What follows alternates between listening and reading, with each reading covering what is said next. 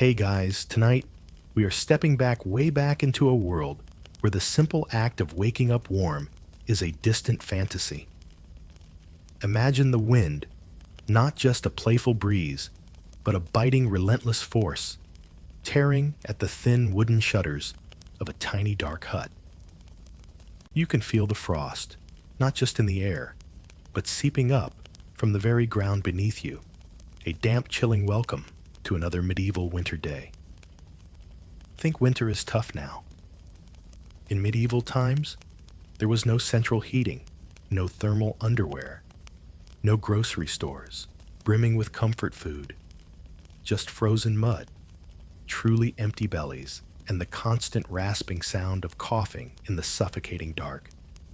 Honestly, if we dropped you into this scenario with your current survival skills, well, let's just say your chances of seeing spring are slim to none. No offense.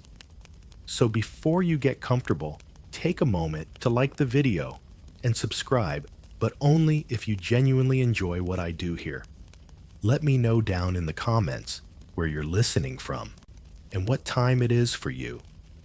It's always fascinating to see where our little community of history explorers is spread across the globe. Now dim the lights, maybe turn on a fan for that soft background hum, and let's ease into tonight's journey together. The wind you see isn't just an abstract concept out there. It's a physical presence in your life, a malevolent guest that has overstayed its welcome before it even properly arrived. It whistles through the countless cracks in the daub and wattle walls of your small one-room home. Home is perhaps a generous term. It's more of a fragile shield, and one that's looking decidedly worse for wear. As the days shorten and the air bites with a new ferocity, you huddle deeper under a thin, scratchy woolen blanket, probably shared with at least two other shivering bodies. Siblings, perhaps your own children if you're old enough. And the first sensation of the day isn't the gentle call of a new dawn, but the aching cold in your bones. Your breath plumes in front of your face, a miniature cloud heralding the larger, more ominous ones gathering outside. There's no gentle transition from sleep to wakefulness. One moment, you're lost in a fleeting dream of sunshine and full harvests, a cruel trick of the mind, and the next, you're yanked into the frigid reality by the sheer discomfort. The floor, if you can call it that, is packed earth now hard as stone and radiating a damp chill that seems to crawl up your legs. Maybe there's some straw scattered about, but it's long since matted and damp, offering more in the way of faint earthy smells than actual warmth. You might even have a layer of bracken or heather beneath you, a luxury for some gathered in the autumn with the foreknowledge of this very moment. Some folks, in their desperation for a tiny bit more comfort, were known to bring animals inside during the very worst cold snaps. A pig or a couple of chickens. Their body heat a meager but welcome addition despite the aromatic consequences. Not exactly the potpourri we go for these days, is it? It was a common enough practice, especially for the poorest trying to leverage every tiny source of warmth in a world that offered so little. The dim light filtering through a small, unglazed window hole, perhaps covered with a piece of greased parchment or a wooden shutter that never quite fits, paints the interior in monochrome misery. Every surface is touched by frost. The water in the bucket by the door, if any was left overnight, has a lid of ice. Your fingers, when you dare to pull them from beneath the blanket, are stiff and tinged blue. The sounds are just as bleak. The incessant howl of the wind, a soundtrack to your suffering. The drip, drip, drip from the thatched roof, which despite your best efforts last autumn, always seems to find a new place to leak. And then there's the coughing, a dry hacking sound. From one corner, a wetter chest ear, one from another. This is the music of medieval winter, a grim symphony of sickness and discomfort. It's important to remember that this isn't just an inconvenient cold spell. For many in the medieval period, particularly during the later centuries, as Europe began to experience the chilling effects of what climatologists term the Little Ice Age winters, weren't just cold. They were fundamentally life-altering, often life-threatening. This era, stretching roughly from the early 14th century to the mid-19th century, saw glaciers advance in mountainous regions and average temperatures drop across the northern hemisphere, making those already precarious existences even tougher. What you're experiencing isn't an anomaly. It's the new grim normal for this time of year, a seasonal siege. The first thought that truly surfaces beyond the immediate physical shock of the cold is likely about the fire. Is it out? Almost certainly. Keeping a fire going all night was a luxury few could afford, both in terms of precious fuel and the ever-present risk of the entire hut going up in flames. So one of the first miserable tasks of the day is to coax it back to life from a few carefully hoarded embers, or worse, to start from scratch with flint and tinder, your fingers clumsy and numb. And fuel. That's a worry that never truly leaves your mind, a constant nagging anxiety. Every stick, every twig, every dried cow pat is precious beyond measure.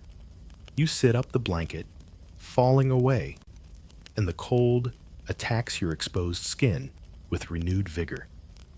Your clothes, likely a single tunic of rough, undyed wool, or coarse linen, are damp from the general humidity of your poorly ventilated, overcrowded living space. The idea of changing into something warm and dry is laughably anachronistic. You simply don't possess such alternatives. You sleep in what you wear, and you wear what you have day in, day out. Perhaps you had the foresight to tuck your thin leather shoes or crude wooden clogs, if you even owned such things, under the blanket with you, a small trick to prevent them from freezing solid. It's one of those tiny, almost pathetic acts of self-preservation that define your waking hours. There's a gnawing emptiness in your stomach, already a familiar companion you wake with every day. The memory of last night's meager meal, a thin pottage of rough ground grains, and perhaps a few wilted stringy vegetables salvaged from the autumn garden, has long since faded. The prospect of today's food is equally uninspiring, a source of dread rather than anticipation, assuming there's anything substantial at all. This initial plunge into the day, this awakening to the biting cold and the gnawing hunger, sets the tone for everything that follows. It's a visceral daily reminder of your vulnerability, of your utter dependence on the whims of nature, and the success or failure of the last harvest. Historians still argue whether the pervasive gloom and hardship of the medieval winter fostered a unique form of spiritual resignation, a deep-seated belief that such suffering was simply God's will, or if communities developed subtle coping mechanisms and forms of mutual support that are now largely invisible to us. Did they experience something akin to our modern concept of seasonal affective disorder? Or was life so relentlessly focused on basic survival that there was little room for such nuanced emotional states? It's a complex question, attempting to understand the medieval psyche when their daily reality was so fundamentally different from our own. One quirky little detail you might notice, should your senses not be entirely dulled by cold and hunger, is the peculiar way sound travels in the intense cold. The crack of a distant falling branch in the frozen forest, the mournful call of a hardy winter bird. They seem sharper, clearer, almost amplified in the still, frigid air, as if the world itself is holding its breath. Or perhaps your eye might catch the intricate, delicate patterns of frost on a forgotten spider's web near the window, slid a fleeting moment of fragile beauty in an overwhelmingly harsh environment, a tiny transient jewel in a crown of thorns. Small, insignificant things perhaps, but in a life stripped bare of comforts, sometimes these tiny observations are all that tether you to the present moment. But mostly, what you feel is a deep, pervasive dread. Winter isn't just a season. It's an adversary, a relentless enemy laying siege to your fragile existence. And it's only just begun. The larder, if you even have something that grand, is already looking worryingly sparse, the woodpile shrinking at an alarming rate. The coughs echoing in the small hut seem to be getting deeper, more persistent. This isn't a picturesque Christmas card scene with rosy-cheeked carolers and abundant feasts. This is a raw, brutal battle for survival. And you're on the front lines, armed with little more than a threadbare blanket and a desperate flickering hope for the eventual return of spring. The sun, when it finally claws its way above the horizon, will be a pale, watery disk in the gray sky, offering precious little warmth and even less cheer. And you know, with a certainty that chills you even more than the biting air, that today will be hard, and tomorrow and the day after that will likely be harder still. This is your frozen welcome to the medieval winter, a season that promises no miracles, only the stark, unending challenge of staying alive until the world hopefully thaws once more. The cold you feel isn't just in the air, it's an integral part of your dwelling.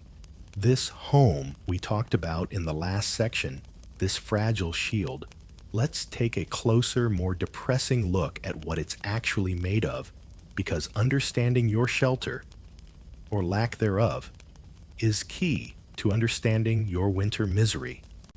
You're likely living in what's known as a cruck frame house, if you're in certain parts of England or Western Europe. This means two large curved timbers, sometimes whole tree trunks, split and shaped, form the main arches of your home, supporting the ridgepole. Or perhaps it's a simpler post-hole construction, with upright timbers driven directly into the ground, forming the basic skeleton. Neither sounds particularly robust by our standards, does it? Think less grand designs and more grand disaster waiting to happen, especially when the winter gales hit. The walls are the real stars of this frosty show, the MVPs of making you miserable. They're probably wattle and daub. That sounds charmingly rustic on a history program, like something out of a lovingly crafted period drama, but the reality is far less quaint. Wattle is a woven lattice of wooden strips, typically hazel willow, or other flexible green branches that could be harvested from the surrounding woods or hedgerows. Daub is the delightful gooey concoction smeared all over this framework, a sticky heavy mix of wet soil clay sand, maybe some chopped straw, or animal hair for binding, and yes, often animal dung. Remember the aromatic consequences of bringing livestock inside. Well, their contributions were multi-purpose. When this daub dries, it's there. Ish. But it cracks. Oh boy, does it crack. With every significant shift in temperature, with every lashing of rain or relentless gust of wind, new fissures and holes appear. These aren't just tiny polite hairline fractures. These are veritable highways for icy drafts, express lanes for breezes that feel like they've come straight from the North Pole. You can spend endless frustrating hours trying to plug these gaps with more mud clumps of moss-old rags, dried leaves. Literally anything you can find.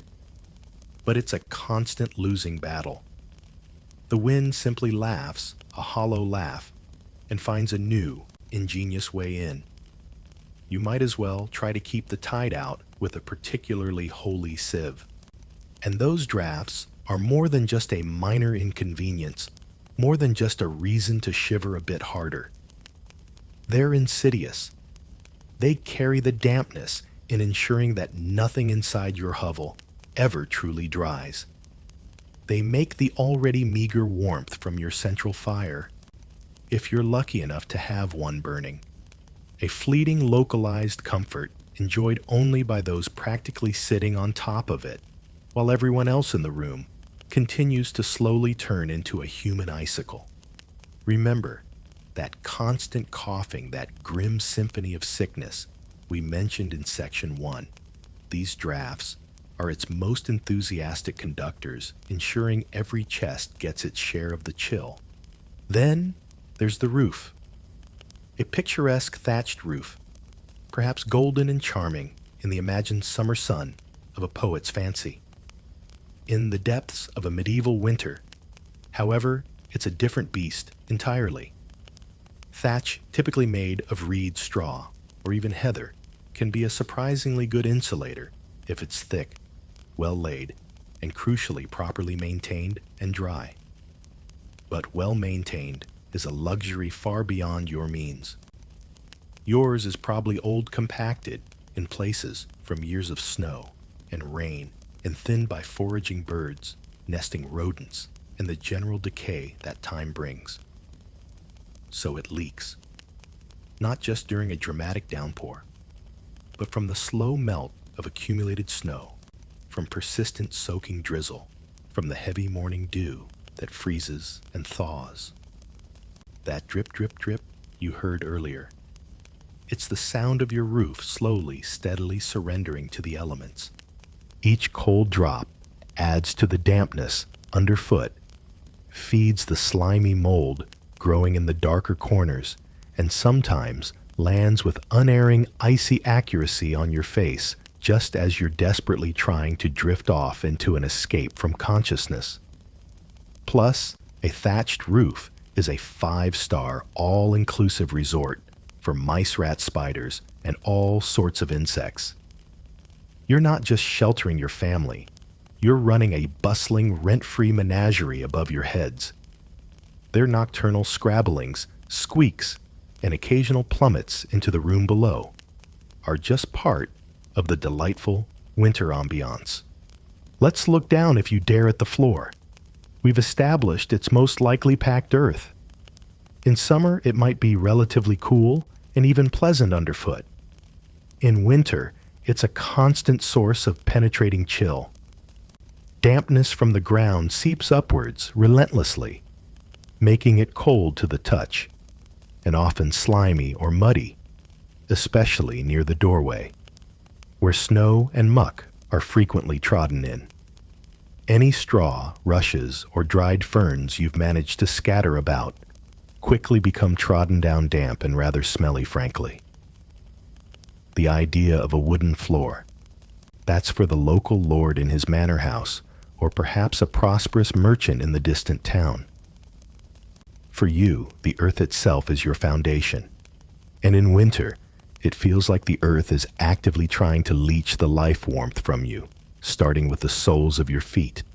Some particularly unfortunate souls in the very coldest snaps might even find their floor literally freezing in patches, turning parts of their living space into treacherous mini ice rinks.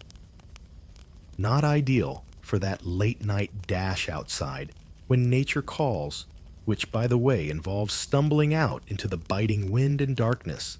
No heated floors or ensuite facilities here, I'm afraid. Windows. If you have any openings that qualify as windows, they're small, more like slits, or crudely cut holes designed as much to keep out the worst of the weather and prying eyes as to let in any light. Glass, of course, is an almost unimaginable luxury reserved for churches and the very wealthy. Your window might be covered by a simple wooden shutter, often ill-fitting and warped by the damp, which you can close against the driving snow and howling wind, instantly plunging the interior into near-total suffocating darkness even during the brief daylight hours. Or perhaps, if you're a bit better off, you have a piece of translucent animal horn painstakingly scraped thin and stretched, or even heavy linen cloth that has been soaked in grease oil or resin to make it slightly more water-resistant and allow a murky, depressing gloom to filter through. None of these options, as you can imagine, do much to keep out the cold. The wind just sneers at your pathetic shutter and forces its icy fingers through every gap. The door is a similar story, usually a few rough planks of wood, perhaps held together with wooden pegs, or leather straps, maybe hung on crude leather hinges or a simple pivot. It rarely fits snugly in its frame. The drafts that whistle merrily under and around it are legendary. You might try stuffing rag straw or dried bracken into the gaps, but it's a temporary, frustrating fix at best. Sometimes people would hang a heavy old blanket or a stiff animal hide over the inside of the door to try and create an extra barrier against the cold. Another small, desperate act in the ongoing war against the elements. And privacy, personal space. You can forget those modern luxuries. Most peasant dwellings, especially for the lower rungs of society, like serfs or cotters, were single-room affairs. Everything happens in this one cramped, smoky, smelly space, sleeping, eating what little there is, trying desperately to keep warm, enduring illness, giving birth, and often dying. Several generations, grandparents, parents, children, might be crammed in together. The concept of a quiet moment to yourself, a bit of solitude, is as alien as a smartphone. The air is thick, a rich tapestry of odors, unwashed bodies, damp wool, acrid smoke from the central fire, if it's managing to stay lit stale. Cooking smells often of boiling grains or cabbage, not exactly gourmet, and the unmistakable heavy scent of sickness. There's a certain psychological toll that comes from living in a structure that feels so permeable, so utterly vulnerable to the elements. Your home isn't a sanctuary, it's a sieve. The wind doesn't just blow around your hut, it blows through it.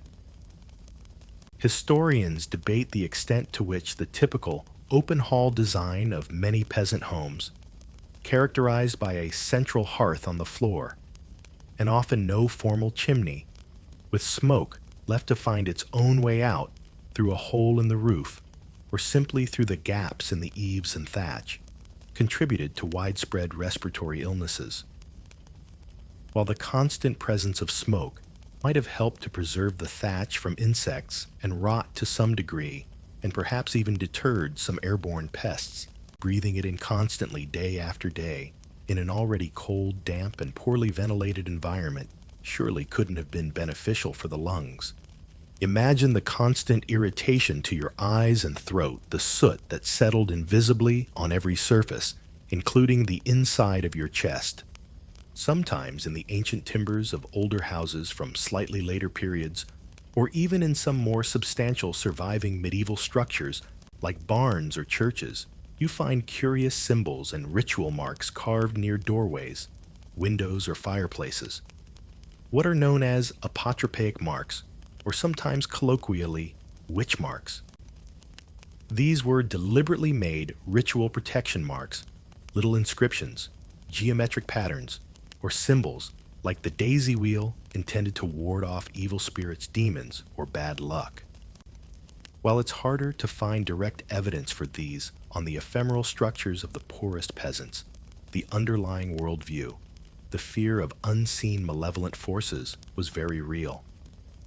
In a world where life was so incredibly precarious, where disaster, disease, or famine could strike so suddenly and inexplicably, it's entirely understandable that people sought protection from any quarter, spiritual or otherwise. Perhaps you whisper an extra prayer each night or clutch a worn, handed-down charm, hoping to keep not just the physical cold, but also the darker unseen things of the long winter nights safely outside your flimsy walls. It's a poignant testament to the deep-seated human need for security and control in a world that offered precious little of either. So, as you lie there on your damp straw pallet, listening to the wind as it tries to dismantle your home piece by piece, around you, feeling the numbing cold seep in from every conceivable direction, understand that your shelter is less a comfort and more a constant chilling reminder of your precarious place at the very bottom of the medieval social ladder. It's a structure built not for ease or delight, but for the barest, most grudging minimum of survival. And in the iron grip of winter, even that is a promise it perpetually struggles to keep. This isn't a cozy country cottage from a storybook. It's a cold, damp, drafty, smoky box, and it's pretty much all that stands between you and the full, merciless, uncaring fury of the medieval winter.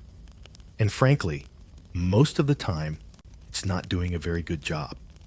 Your hovel, that charmingly rustic, draft-ridden structure we explored in the last section, is doing a truly abysmal job of keeping the relentless winter cold at bay. Now let's turn our attention from the failures of your shelter to what's actually inside it, or rather, what's rapidly disappearing from inside it, your precious, meager supply of food. That gnawing emptiness in your stomach, the one we touched upon when you first woke to the frozen dawn. It's about to become a much more constant, demanding, and frankly terrifying companion as winter truly begins to tighten its icy grip. Your pantry, if you can even dignify it with such a grand term, isn't exactly a well-stocked affair brimming with festive treats and comforting carbohydrates. It's more likely a designated dark cold corner of your single smoky room, perhaps a rough-hewn wooden chest, if you're particularly fortunate, or more commonly a few earthenware pots and coarse woven sacks huddled together desperately trying to project an illusion of fullness that they don't actually possess. You find yourself peering into the main sack of grain. Perhaps it's coarse rye or hardy barley, as wheat was often a cash crop, grown for the lord of the manor, or simply too expensive for your daily monotonous grind. The level of grain inside seems to have dropped with alarming speed since the last meager harvest was brought in.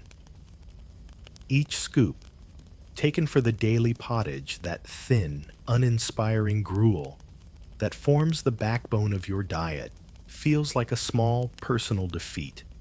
Another undeniable step closer to the bone-deep debilitating hunger you know from bitter past experience is inevitably coming.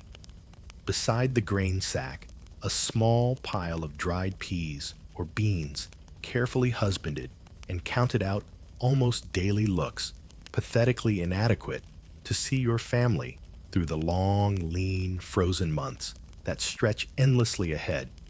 Maybe there are a few wizened, shrunken onions, or a couple of frost-hardened turnips stored in a cool, dark spot, their faint, earthy smell a ghostly reminder of autumn's fleeting bounty, now a rapidly fading memory. If you were incredibly lucky, or particularly diligent and skilled in the arts of preservation, during the brief autumn window, you might have a tiny barrel containing a few salted or smoked fish caught from a local stream, or even a small, precious piece of heavily salted and smoked pork hanging from the rafters, taunting you with its presence. But for most people in your situation, meat of any kind is a rare, almost mythical treat, a ghost of feasts past, or a desperate hope for some future windfall, certainly not a staple of the winter diet. This isn't a comforting shopping list for a cozy winter recipe book. It's a stark, grim inventory of impending doom. A bit dramatic, you think, perhaps, But when your children are huddled by the dying fire, their faces pale and their eyes wide with a hunger you cannot satisfy, dramatic, feels like a pretty significant understatement. The sight of these dwindling resources, the daily visual confirmation of your approaching hardship, is a constant source of gnawing anxiety. It's a cold, hard knot in the pit of your stomach that has absolutely nothing to do with the freezing temperature of the air you breathe. Every time you, or your partner, reaches for that wooden scoop to measure out the day's grain, you're performing a grim, silent mental calculation. How much is left? How long can we possibly make it last? Can we stretch it even thinner than yesterday? The answer that echoes back in the silence of your mind is always the same. Not nearly enough. Not nearly long enough. And yes, it will have to be stretched. Thinned and diluted until it's practically transparent, a mere shadow of sustenance. This is the quiet, desperate soul-destroying arithmetic of medieval poverty. Remember those express lanes for breezes we talked about, the ones constantly invading your flimsy walls? Well, your precious food supplies are on their own, express lane heading straight towards empty.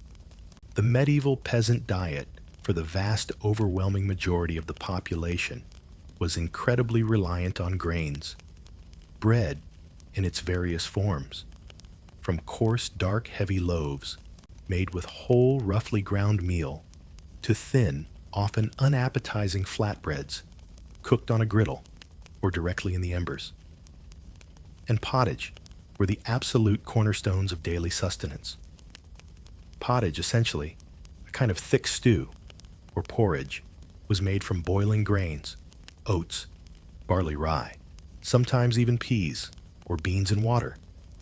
Or if you were lucky, a thin broth with whatever scraps of vegetables, herbs, or foraged greens could be thrown in to add a hint of flavor or bulk. The quality, and more importantly, the sheer quantity of these grains were absolutely critical. They represented the fragile line between a brutally hard winter and a truly fatal one. If the harvest in late summer and autumn had been poor due to drought floods or blight, or if your lord demanded too much of your precious crop as rent taxes or church tithes, your winter stores would be perilously, terrifyingly low from the very outset. You might possess a quern, 2 heavy circular stones, 1 stationary, and 1 turned by hand for grinding your precious grain into rough flour. The rhythmic, laborious scraping sound of grinding, often a woman's task performed daily, would be a familiar backdrop to your domestic life. But in winter, as the grain sack visibly empties day by day, even that usually mundane sound becomes a stark, unwelcome reminder of your increasing scarcity. The smell of baking bread, if you have enough fuel for the oven or can share one with neighbors, and enough flour to spare for an actual loaf, might offer a fleeting moment of profound comfort, a deep primal satisfaction. But it's a comfort invariably tinged with the bitter knowledge that each loaf pulled from the ashes or the communal oven and consumed by your hungry family is one less vital resource standing between you and outright starvation. Consider for a moment the humble trencher. This is a rather fascinating, if slightly grim, historical tidbit that really highlights the frugality and often desperation of the times. In many households, not just those of the absolute poorest, but sometimes even amongst the slightly better off in earlier medieval periods, flat stale loaves of bread served as rudimentary plates. These trenchers were typically made from rough, cheap barley or rye flour, baked hard, and then left to go stale. You'd place your portion of pottage or whatever other scraps of food you had directly onto this bread plate. The juices and fats from the food would soak into the bread, and at the end of the meal, if you were still hungry, and let's be honest, you almost always were, you'd simply eat your trencher. If you were feeling uncharacteristically generous, or perhaps too full from a surprisingly large imaginary helping of roasted venison, you might give your soaked trencher to the household dogs, if you had any, or perhaps to an even poorer soul begging at your door, should such a clear hierarchy of desperation exist in your immediate struggling vicinity. In the very depths of a harsh winter, that gravy-soaked, possibly slightly moldy, certainly not very appetizing trencher might be the most flavorful and, sadly, the most substantial part of your entire meal. Not exactly fine dining by any stretch of the imagination, is it?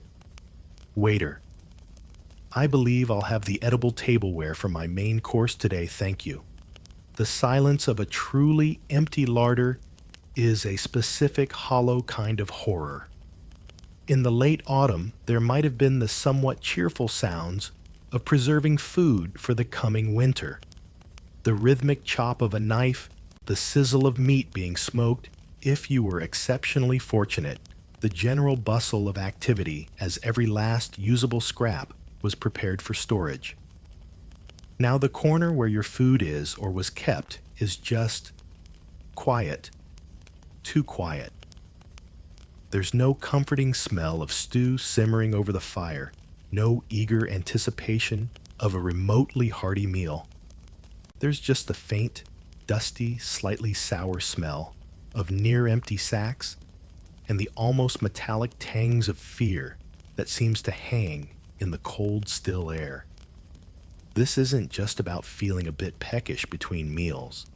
It's about a creeping, insidious dread that settles deep into your bones, a primal fear of your own body, failing of not being able to provide the most basic necessity of life for your children.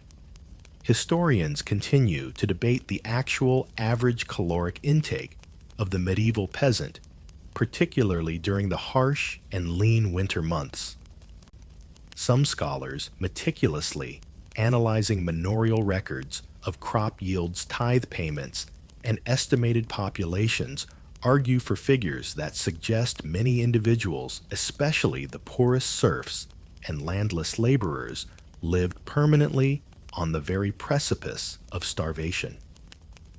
Their daily intake of calories, these studies suggest, was barely enough to sustain basic bodily functions, let alone the hard physical labor that was often still required even in winter. Other historians, however, propose that these official records might not paint the complete picture. They suggest that widespread foraging for wild edibles, nuts, berries, roots, fungi, if you knew which ones wouldn't kill you, skillful poaching from the Lord's lands, an incredibly risky business with severe punishments, if caught the produce from tiny hidden kitchen gardens and complex local systems of barter communal sharing or church-dispensed charity, might have provided more sustenance than the stark official numbers indicate. It's incredibly hard to know for sure. Peering back through the dense mists of time and sparse records, just how painfully empty those bellies truly were, day after grueling day. But even the more optimistic estimates from these scholarly debates paint a picture of a diet that was, by any of our modern standards, incredibly monotonous, severely nutritionally deficient, and perilously, terrifyingly insecure. The relentless struggle for food isn't just about the dwindling quantity, it's also about the rapidly deteriorating quality, or rather, the often appalling lack of it. But we'll delve into the truly desperate, sometimes stomach-churning culinary options that people were forced to resort to in a later section. For now, just try to imagine the immense psychological weight of this constant food insecurity. Every single waking moment is overshadowed by the quest for food, or by the gnawing anxiety about its profound absence. This obsession colors every interaction you have, saps your already limited energy, and ruthlessly dims any tiny flickering ember of hope for the future. You watch your children growing visibly thinner, their usual boisterous energy and playful chatter replaced by a listless, worrying quiet. You might catch your own reflection, perhaps in the surface of a bucket of icy water, and a gaunt, hollow-eyed stranger with sunken cheeks stares back at you. And always remember, this is still just the beginning of winter. The relative abundance of autumn, the harvest feasts, however meager they might have been, for you and your family are now long gone, a distant, almost dreamlike memory. The worst of the biting cold, the deepest immobilizing snows, the most barren frozen landscapes are all still stretching out ahead of you. The few wrinkled apples you might have carefully stored away are shriveling and developing soft brown spots. Any precious cheese you might have had is long since consumed or turning as hard and unyielding as a rock. The small treasured handful of nuts gathered from the forest floor in autumn are a distant cherished memory. The specter of starvation isn't just a dramatic literary phrase here. It's a shadowy, unwelcome figure that has quietly moved into your hovel, a silent, ever-present guest at every non-existent meal. It sits with you by the dying embers of the fire. It lies with you on your cold, damp straw bed, and its chilling, silent presence makes the wind howling mournfully outside your door sound even more menacing and full of threat. Even your uninvited rent-free menagerie scrabbling in the thatch above seems to mock your painfully empty stomach with their own tiny stolen feasts. The struggle for food is now your primary occupation, your all-consuming waking thought. The echoes from your pantry, once just a faint whisper of concern, are growing louder now, a hollow, rhythmic drumbeat marking the slow, agonizing march towards profound, inescapable hunger. That hollow echo from your pantry, the one we discussed, the one that sounds like a drumbeat of approaching doom. It didn't just materialize out of thin air. It's a direct, brutal consequence of what happened, or rather, what didn't happen, a few months prior, during the all-important autumn harvest. The success or failure of those few frantic weeks of reaping and gathering casts a very long, very dark shadow over the entirety of the winter, determining whether it will be merely a period of hardship or a desperate struggle for sheer existence. For you living so close to the edge, a poor harvest isn't just a disappointment. It's a death sentence whispered on the autumn winds. You remember the anxiety of late summer, don't you? Every peasant family felt it, a collective holding of breath as the crops ripened or struggled to. You'd watch the skies with an intensity that a modern meteorologist, armed with satellites and supercomputers, might find quaint yet utterly understandable.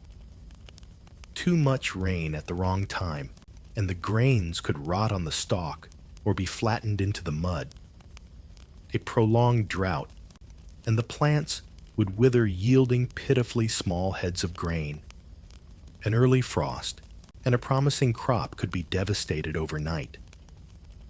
The medieval agricultural system, often based on a 2 or 3 field crop rotation, where one field was left fallow each year to recover some fertility, was a delicate dance with nature, and nature, as you well know, often leads with a heavy foot.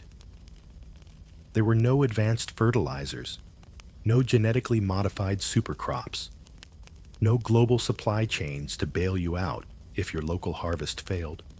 You were utterly at the mercy of your small patch of land and the whims of the weather. Perhaps you participated in specific folk rituals or fervently whispered prayers passed down through generations, pleading with saints or older half-forgotten deities for a bountiful yield. Some old folks in the village might have claimed to predict the harvest's success by the behavior of birds, the thickness of onion skins in the garden, or the look of the moon on a particular feast day. Quirky little traditions, born of hope and fear, in a world where you had so little actual control. You'd scrutinize the fields daily, looking for signs, your heart swinging between fragile hope and a familiar sinking dread. And this year, the signs were not good. You recall the thin, sparse look of the barley in your strips of land in the common field. The ears of grain felt light in your hand, many of them disappointingly small or poorly filled. The usual cheerful communal bustle of reaping was subdued, replaced by a quiet, almost grim determination.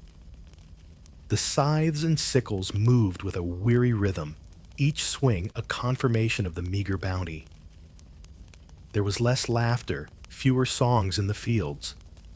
Just the swish of the blade, the rustle of dry stalks, and the unspoken fear in everyone's eyes. The vibrant greens and golds of a good harvest were replaced by paler, more anemic hues, a visual symphony of disappointment. Then came the reckoning. Once the crop was cut and threshed, a laborious process of beating the grain from the husks, often done with simple flails, on a hard, packed earthen floor. It had to be divided. First, the lord of the manor took his substantial share. He owned the land after all, and your labor was part of your due. His bailiff would be there sharp-eyed and unsympathetic, ensuring the master got every last particle he was owed. Then the church claimed its tithe, typically a tenth of your produce, ostensibly to support the parish priest and the work of God, though you sometimes wondered where it all truly went. Only after these significant portions were removed did you get to see what was left for your own family, for the long, dark months ahead. This year, the pile remaining for you was terrifyingly small. You remember the feeling, a cold stone dropping into your stomach, even as the autumn sun beat down. You'd try to look strong to not let the despair show, but inside the grim arithmetic of poverty, that chilling calculation we spoke of had already begun. You knew with a certainty that brooked no argument that it wouldn't be enough. The specter of starvation wasn't just peeking around the corner, it was settling in for the winter right alongside you in your drafty hovel. The consequences of such a poor yield are immediate and devastating. The echoing pantry we described in Section 3. That's the direct result. The few sacks of grain look even more pathetic when you realize this is all there is. There's no backup plan, no emergency relief fund, no friendly neighborhood supermarket to tide you over. Better luck next year is cold comfort when next year feels a lifetime away and you have to survive this winter now. But the impact ripples further than just your immediate food supply. A poor grain harvest means less seed available for planting in the following spring. Saving enough good quality seed was crucial, but when you're starving, the temptation to eat into your seed stock is immense, a desperate gamble against future hunger. It also means less fodder for any animals you might possess, a scrawny pig, a couple of chickens, perhaps a cow, if you were remarkably prosperous for a peasant. Weakened animals produce less milk, fewer eggs, and are more susceptible to disease, further diminishing your already meager resources. Your rent-free menagerie in the thatch, those mice and rats become even more determined enemies, fighting you for every last crumb. Scholarly opinion is divided on how frequently truly catastrophic, continent-wide, famine-level harvest failures occurred during the medieval period versus more numerous, localized scarcities or regional dearths. There's ongoing discussion about the effectiveness of communal support systems within villages or manorial obligations to provide some minimal sustenance. the safety net, if you could even call it, that was notoriously unreliable and often more about keeping a workforce alive than genuine charity. Some argue that peasants were resilient with sophisticated knowledge of foraging and exploiting common lands. Others paint a grimmer picture of recurrent severe hunger. But for you, in your specific hovel, with your specific empty-looking grain sack, these academic debates mean very little. Your reality is the gnawing hunger and the chilling fear, the despair that settles over a household after a failed harvest is a heavy, suffocating blanket. It leaches the color from life, makes the days seem grayer, the nights longer. Hope, already a fragile commodity, dwindles to a faint, almost imperceptible flicker. You might find yourself becoming short-tempered, your nerves frayed by constant worry. The usual small joys of family life are overshadowed by the ever-present anxiety about where the next mouthful is coming from. The symphony of sickness we mentioned earlier often finds fertile ground in bodies weakened by malnutrition. This isn't a simple case of tightening your belt for a few weeks. This is the prelude to months of grinding hunger, of watching your children weaken, of making impossible choices about who gets the largest share of the pitifully small portions. It's knowing that the winter, already a formidable enemy with its cold and darkness, now has hunger as its powerful ally in the siege against your family. The shadow of that failed harvest stretches over every aspect of your winter life, making your inadequate shelter feel colder, the diseases more threatening, and the darkness more profound. It's why you'll soon be contemplating eating things that in a year of plenty you wouldn't even feed to your pigs. It's the stark, brutal truth of why medieval winters for so many were not just uncomfortable, but a season steeped in genuine life-threatening despair. The coming weeks and months will be a testament to your endurance, or a tragic footnote in the annals of a harsh and unforgiving era. That long, dark shadow cast by the failed autumn harvest, the one that promised a winter of desperate hunger and despair. Well, it's no longer just a threat looming on the horizon. It's here. It's now. And it dictates every single mouthful that passes your lips. If you're lucky enough to have a mouthful to begin with. The grim arithmetic of poverty we spoke of earlier has led to some truly unappetizing sums, and the main course on your winter menu is, quite frankly, misery with a side of whatever vaguely organic matter you can scavenge. Forget any romantic notions of hearty peasant fare. What you're facing is a desperate scramble to consume anything that might quell the relentless gnawing ache in your belly. Your dwindling stores of grain, those precious sacks that look so inadequate even at the start of winter, are now mostly cavernous voids, echoing with the ghosts of meals past. The daily pottage, once perhaps a thick, if monotonous porridge of barley or rye, has become a watery, translucent gruel. Each spoonful is more about tricking your stomach with warmth and liquid than providing any real sustenance. The bread, if you still have any, is no longer the coarse but honest loaf of the early autumn. Now it's likely rock hard from age or worse, sporting unwelcome patches of green or blackish fur. You'll scrape off the visible mold with your knife, of course trying not to inhale the musty spores. You'll tell yourself it's just a bit of extra seasoning. But the bitter, earthy taste of it lingers, a constant reminder of decay and desperation. Sometimes you might try toasting it by the meager fire if you have fuel to spare, hoping the heat will kill whatever unseen nasties are lurking there and make it slightly more palatable. It rarely works. It just becomes warm, moldy, and even harder to choke down. One has to wonder if artisanal sourdough with a unique microbial profile would have been a good marketing pitch back then. Probably not. When the bread runs out or becomes too far gone even for your desperate palate, you turn to other, even less appealing options.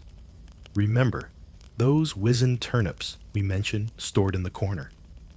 They were never a delicacy, but now they're a treasure. You might eat them raw, their sharp, earthy crunch, a poor substitute for a proper meal, leaving a lingering bitterness in your mouth. Or perhaps you'll boil them into the pottage, adding a bit of watery bulk, but little real nourishment. If you were fortunate enough to have a small garden plot, any hardy root vegetables that survive the autumn frosts, parsnips perhaps, or tough stringy carrots, are dug up from the frozen ground with painstaking effort, your fingers numb and aching. You have to be careful though. Foraging for wild roots can be a dangerous game. Some edible roots look remarkably similar to poisonous ones, like the deadly water hemlock, mimicking wild parsnip. A mistake can mean not just continued hunger, but a swift and agonizing end for you or a family member. It's a grim lottery played out in the frozen fields. Then there's the charmingly named famine bread. This isn't bread as you or I would recognize it. This is a concoction born of absolute necessity, a testament to human resilience, or perhaps just stubborn refusal to lie down and die. When the grain is gone, people turn to grinding whatever they can find into a coarse meal. This might include acorns, which need to be leached of their bitter tannins by soaking or boiling them repeatedly. It might include dried beans, lentils, or vetches, a type of legume usually grown as animal fodder, tough and hard to digest. Chaff the husks, separated from the grain, during threshing, normally swept away, or used as animal bedding, might be ground and added to stretch the pitiful remains of flour. In the direst of straits, people have been known to grind dried pea pods, straw, and even tree bark, particularly the inner bark of elm or birch, to create a sort of flour. The resulting bread is often heavy, gritty, almost impossible to digest, and provides very little in the way of actual calories or nutrients. It's more about putting anything in your stomach to try and silence the cramps. The taste, imagine chewing on sawdust mixed with dirt. It's not exactly your local bakery's finest. And what about greens? In summer, you might have foraged for tender nettles, carefully boiled to remove their sting dandelion leaves, or wild sorrel. But in the depths of winter, the landscape is barren. Yet desperation drives you to search. You might find tough, frost-bitten cabbage leaves left in an abandoned field, or hardy bitter weeds clinging to life in sheltered spots. These are chopped and thrown into the ever-present pottage, adding a slightly bitter, stringy texture, but little else. And yes, the term grass porridge isn't just a poetic exaggeration. In times of extreme famine, people have resorted to boiling grasses or other unlikely plants, hoping to extract some minute particle of nourishment. It's a bleak, culinary landscape where the main food groups are barely edible and probably won't kill you immediately. Historians and archaeobotanists actively debate the precise composition of these desperation diets, trying to piece together evidence from skeletal remains which can show signs of malnutrition. Historical accounts, often written by those less affected and thus potentially biased, and the analysis of preserved food residues or botanical remains found in archaeological digs. They try to distinguish between chronic year-round malnutrition, the predictable seasonal shortages that happened even in good years, and the truly catastrophic famine conditions that followed major harvest failures. Regional variations were also significant. What unconventional food sources were exploited in one area might be different in another, depending on the local flora and fauna. The physical toll of such a diet is immense. Your stomach constantly aches, either from emptiness or from trying to digest things that are barely food.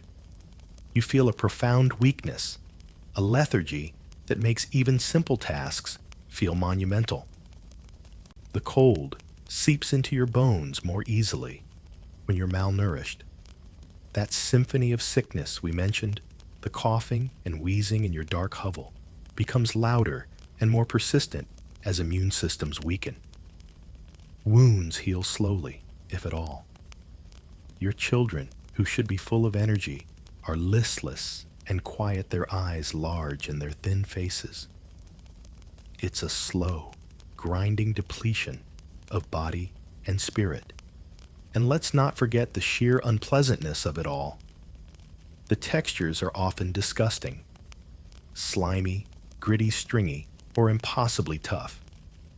The flavors, if any, are usually bitter-sour or just blandly earthy. There's no joy in eating, no comfort, only a grim determination to ingest enough to see another sunrise. The modern foodie obsession with nose-to-tail eating or foraging for wild edibles seems like a perverse mockery when you're faced with the reality of eating moldy scraps and boiled bark, not for an interesting culinary experience, but simply to avoid starvation. It's safe to say no Michelin stars were being awarded for desperation pottage with a hint of despair. Beyond the physical suffering, there's a psychological aspect, a slow erosion of dignity.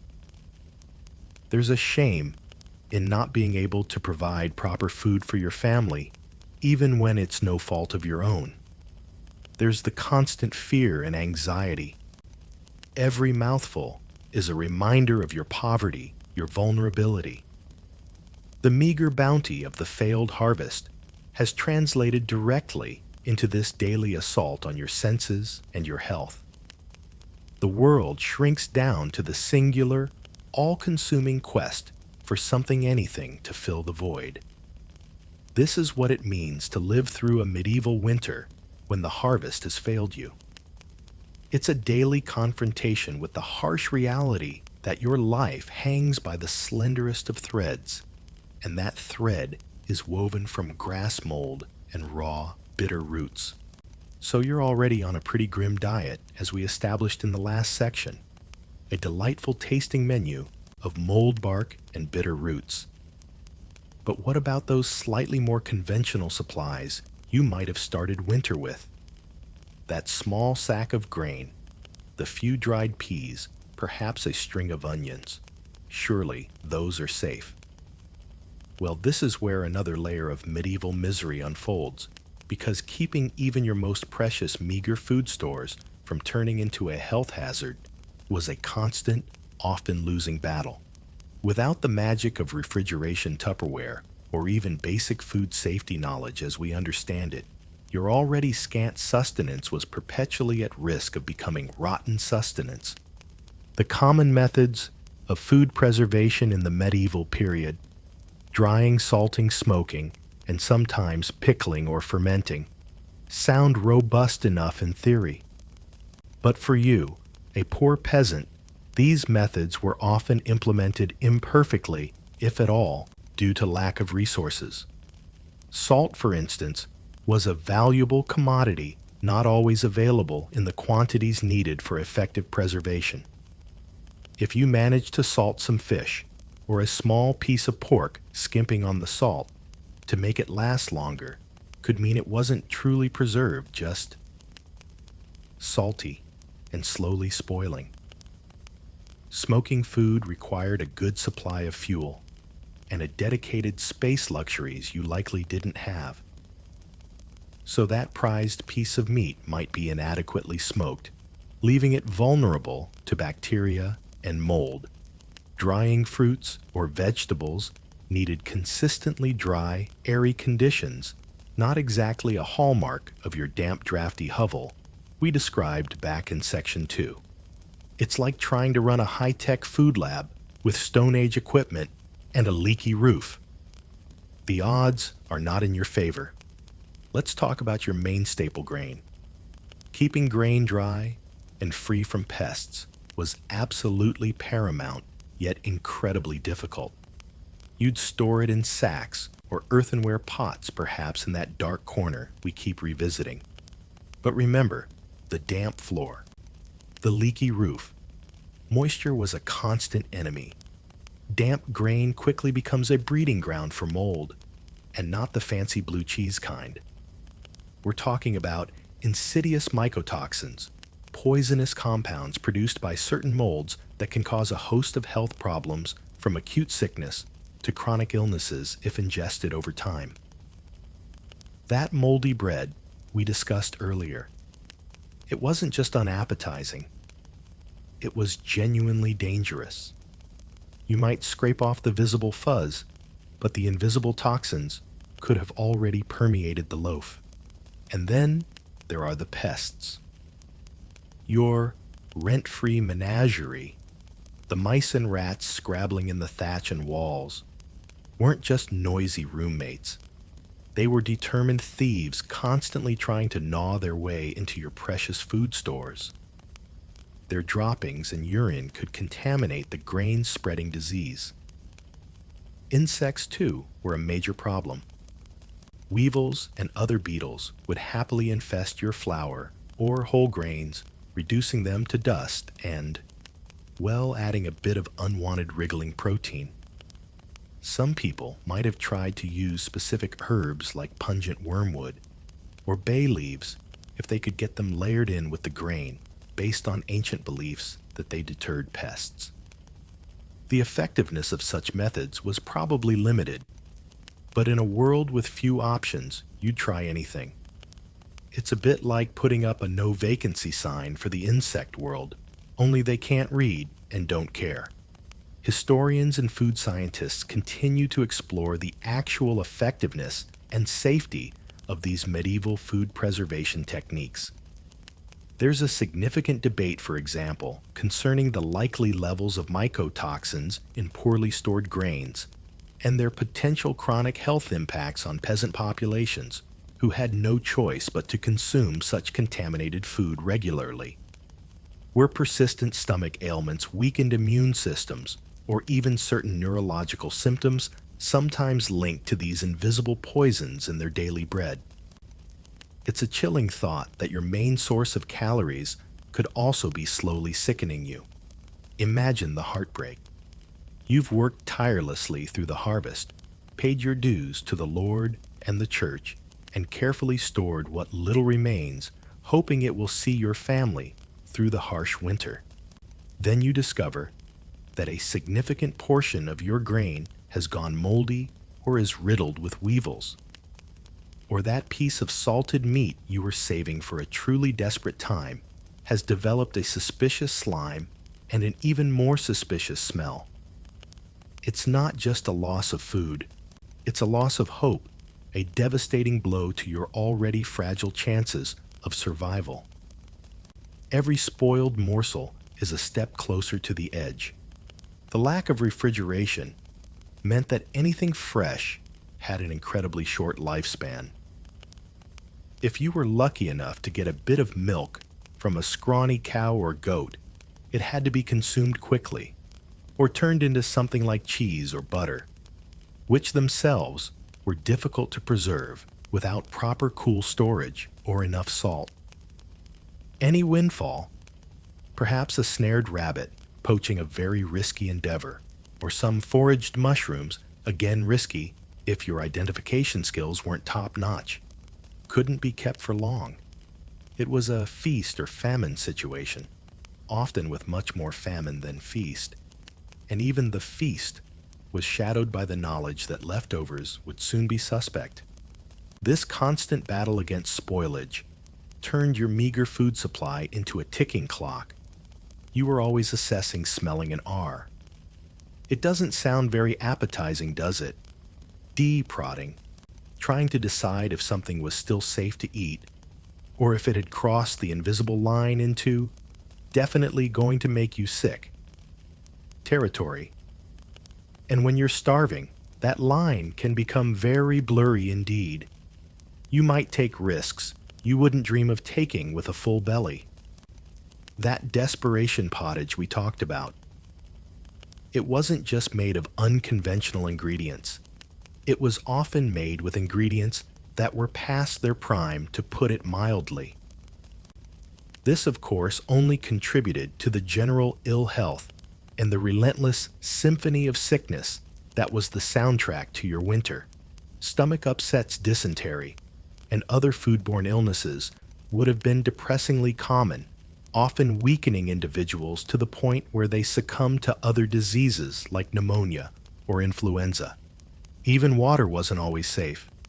Surface water from wells or streams could be easily contaminated, especially in more populated areas, or if livestock had access upstream. Freezing temperatures might make water harder to access, but it didn't necessarily make it cleaner. So the problem wasn't just getting food. It was keeping food, and keeping it in a state that wouldn't actively harm you. It's a cruel irony. The very sustenance you need to survive could also be a source of illness and death. Your little hovel, a haven from the cold, it was not also served as an unintentional incubator for all sorts of microbial unpleasantness in your food. Next time you casually open your fridge and grab a snack spare, a thought for your medieval counterpart for whom every meal was a gamble, and sell-by dates were determined by a sniff test and a prayer. The perils of preservation, or the lack thereof, added a whole other layer of horror to the already grim reality of trying to survive a medieval winter with an empty stomach and even emptier hope. All right, so your food situation is, to put it mildly, a culinary horror show, a constant gamble with spoilage and starvation, as we unappetizingly detailed in the last section. But even if you had a moldy crust of bread to gnaw on, surviving the medieval winter requires battling another relentless enemy, the crippling, bone-deep cold. And your primary weapon in this fight, the humble fire, is a fickle and demanding ally, its flickering flame, a fragile symbol of hope that seems perpetually on the verge of being extinguished. Keeping even a meager fire alive in your drafty hovel is a daily, desperate struggle, a never-ending quest for warmth that consumes almost as much energy as it provides.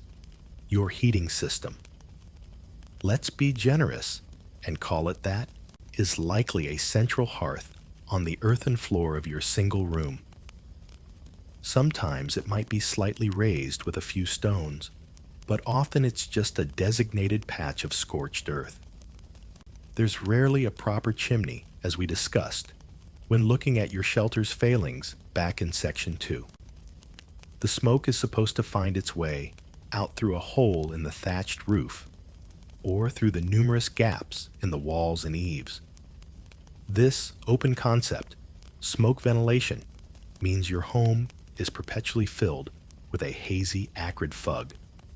Your eyes sting, your throat is raw, and everything you own, including your own hair and clothes, smells permanently of wood smoke. It's an immersive olfactory experience you didn't ask for. The fire itself is the heart of your miserable little world, the one spot of comparative warmth and light. But it's a hungry heart constantly demanding fuel. And fuel, especially good dry firewood, is a precious and often scarce resource. As a peasant, you might have certain rights known as estover rights to collect firewood from the common lands or the Lord's woods. However, these rights were often strictly limited. You might only be allowed to gather fallen branches or what you could pull down with a shepherd's crook. Hence the phrase, by hook or by crook. You certainly weren't allowed to fell healthy trees.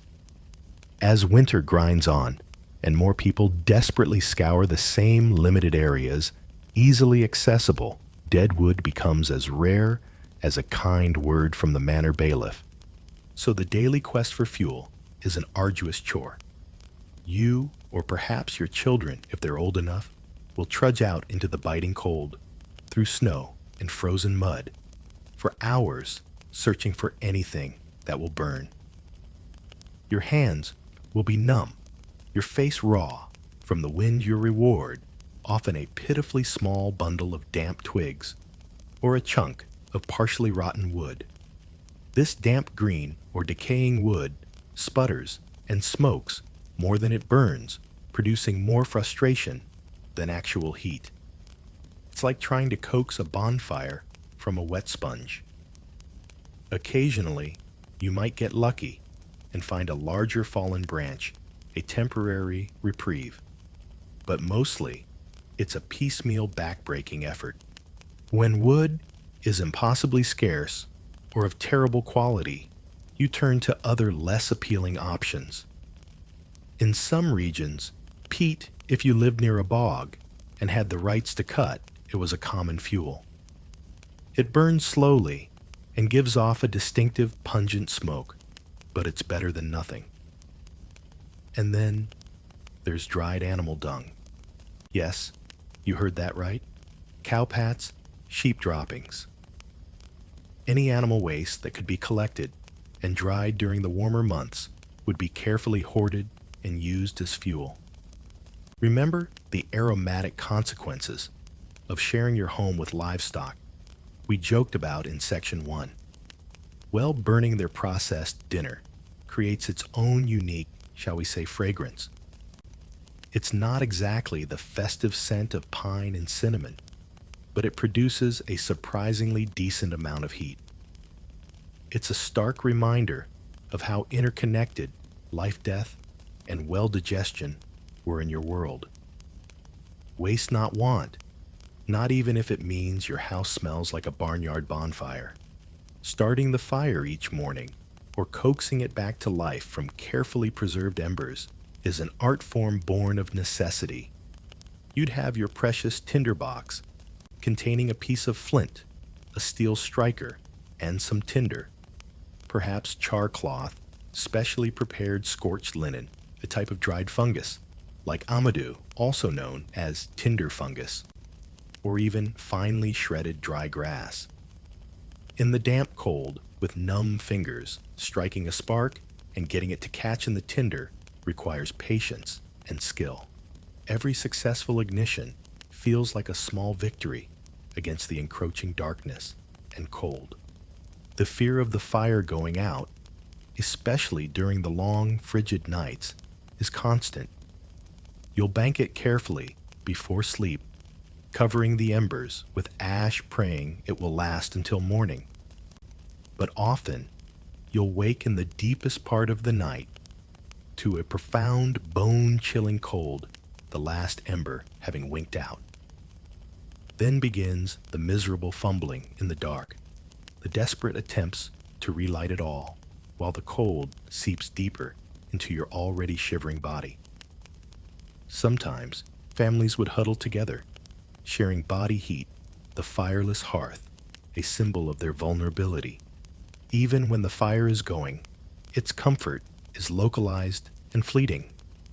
You might be scorchingly hot on one side if you're close enough to the flames, while your back remains icy cold from the drafts whistling through the walls.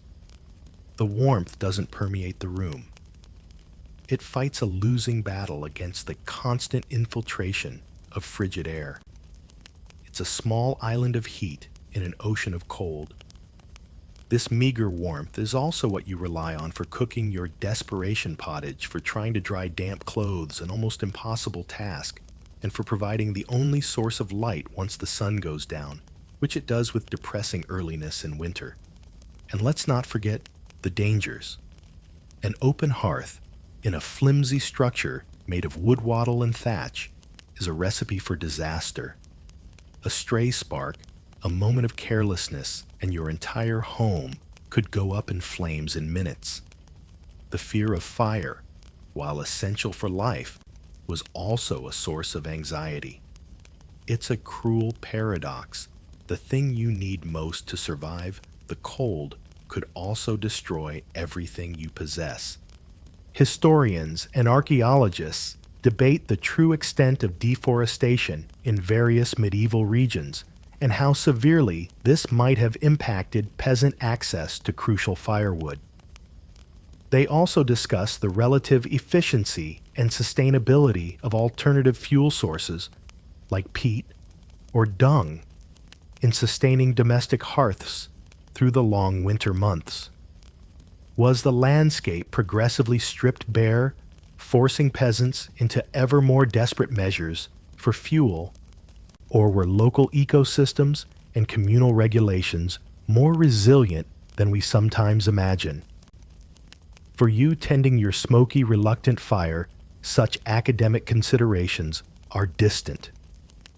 Your concern is simply getting through the next hour, the next night, with some semblance of warmth. The struggle to keep warm is more than just a physical discomfort. It saps your will. The constant penetrating cold makes every task harder, every ache more pronounced. It contributes to that symphony of sickness, as chilled bodies are more susceptible to illness. The fire in its struggle mirrors your own. Its fading light and warmth represent your fading hope as winter drags on. It's a primal battle, this fight against the freeze, and one that consumes a huge portion of your daily existence, leaving little energy for anything else. So as you huddle closer to those sputtering flames, drawing what little comfort you can remember, that this tiny smoky fire is one of the few things standing between you and the icy stillness of a medieval winter death. And it's a battle you have to fight anew every single day.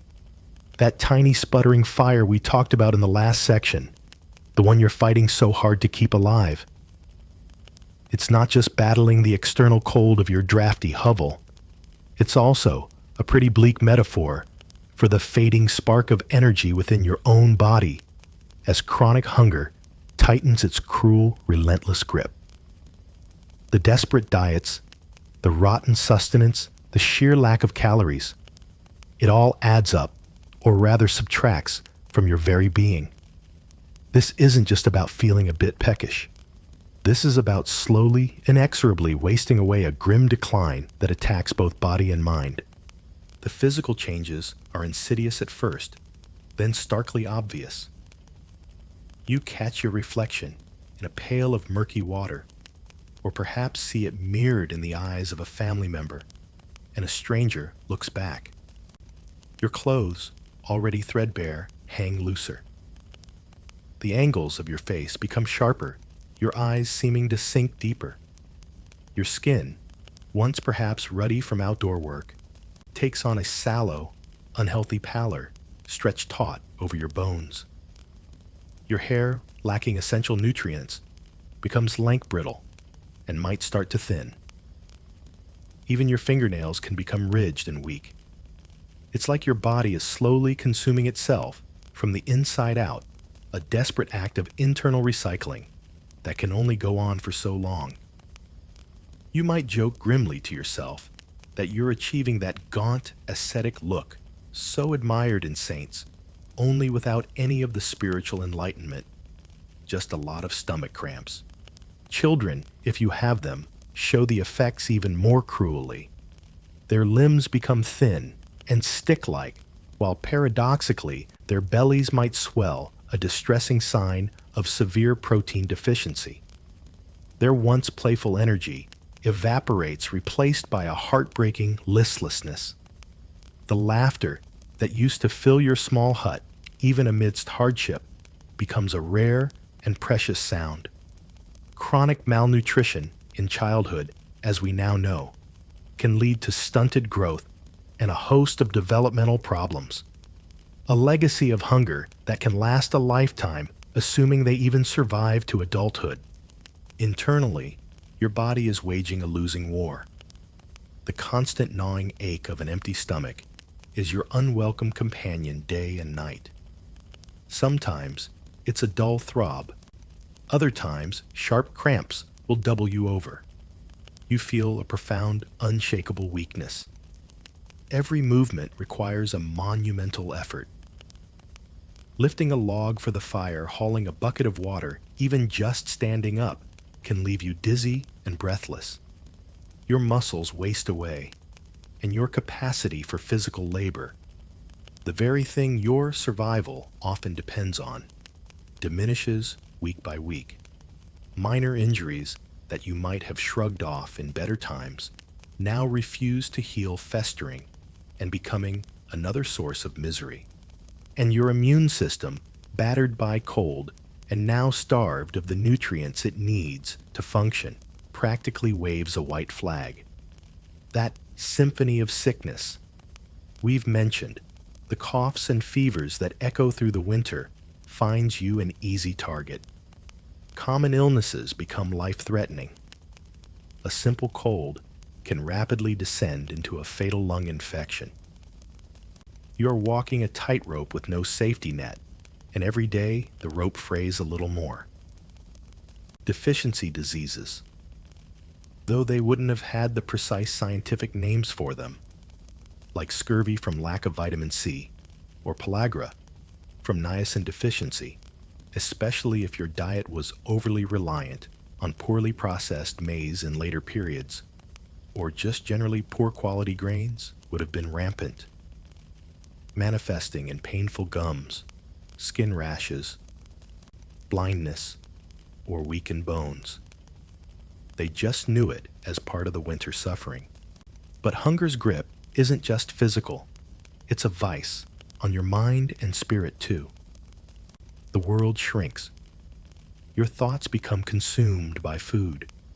The memory of it, the desperate longing for it, the endless futile planning of how to acquire more. Concentration becomes difficult. Your mind feels foggy, your thoughts sluggish. Irritability flares easily. Small annoyances can erupt into bitter arguments as nerves fray under the constant strain. Or worse, a creeping apathy can set in a dull resignation, where even the will to struggle begins to fade. Hope that fire's fading. Hope we keep alluding to dims, to a barely perceptible ember in your soul. Relationships within the family become strained. It's hard to be patient, to be kind, when you are all starving and miserable. The desperate cries of a hungry child can feel like a physical blow. The sight of your partner, equally gaunt and weakened, is a constant painful reminder of your shared plight.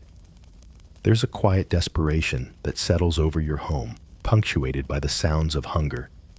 A rumbling stomach, a listless sigh, the weak whimper of a child too tired to cry properly.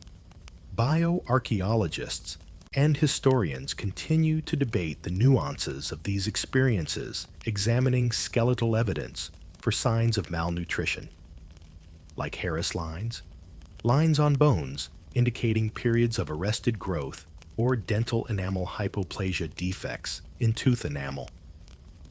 They discuss the extent to which this evidence reflects constant endemic hardship throughout the peasant population versus periodic acute famine episodes, and how these experiences might have varied across different social strata, even within peasant communities.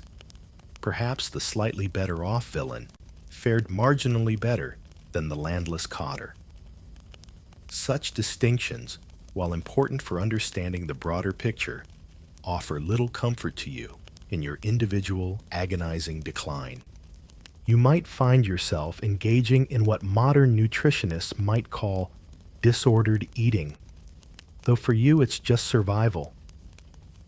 You hoard tiny scraps of food even when you know they should be shared. You eat incredibly slowly, trying to make the sensation last, or you might gulp down whatever you find in a desperate rush leading to more pain. The taste of that desperation pottage, or the gritty famine bread, becomes the defining flavor of your existence. There are no cheat days in this diet, no looking forward to a satisfying meal. There is only the grind. Some historical accounts, often from monks or clerics, who were usually better fed, sometimes describe the strange behaviors of the starving, the visions, or the aimless wandering. While these accounts can be tinged with moral judgment, they hint at the profound psychological disorientation that prolonged hunger can induce. Perhaps you find yourself fixated on a particular type of food, a vivid memory of a roasted apple from a long ago autumn feast, a mental torture that provides no sustenance. Or maybe you hear about hunger stones in distant lands, markers revealed in rivers during severe droughts, carved with dates and lamentations of past famines. A chilling reminder that your suffering is part of a long, grim human story. This isn't a quick, dramatic starvation. It's a slow, undignified wasting away.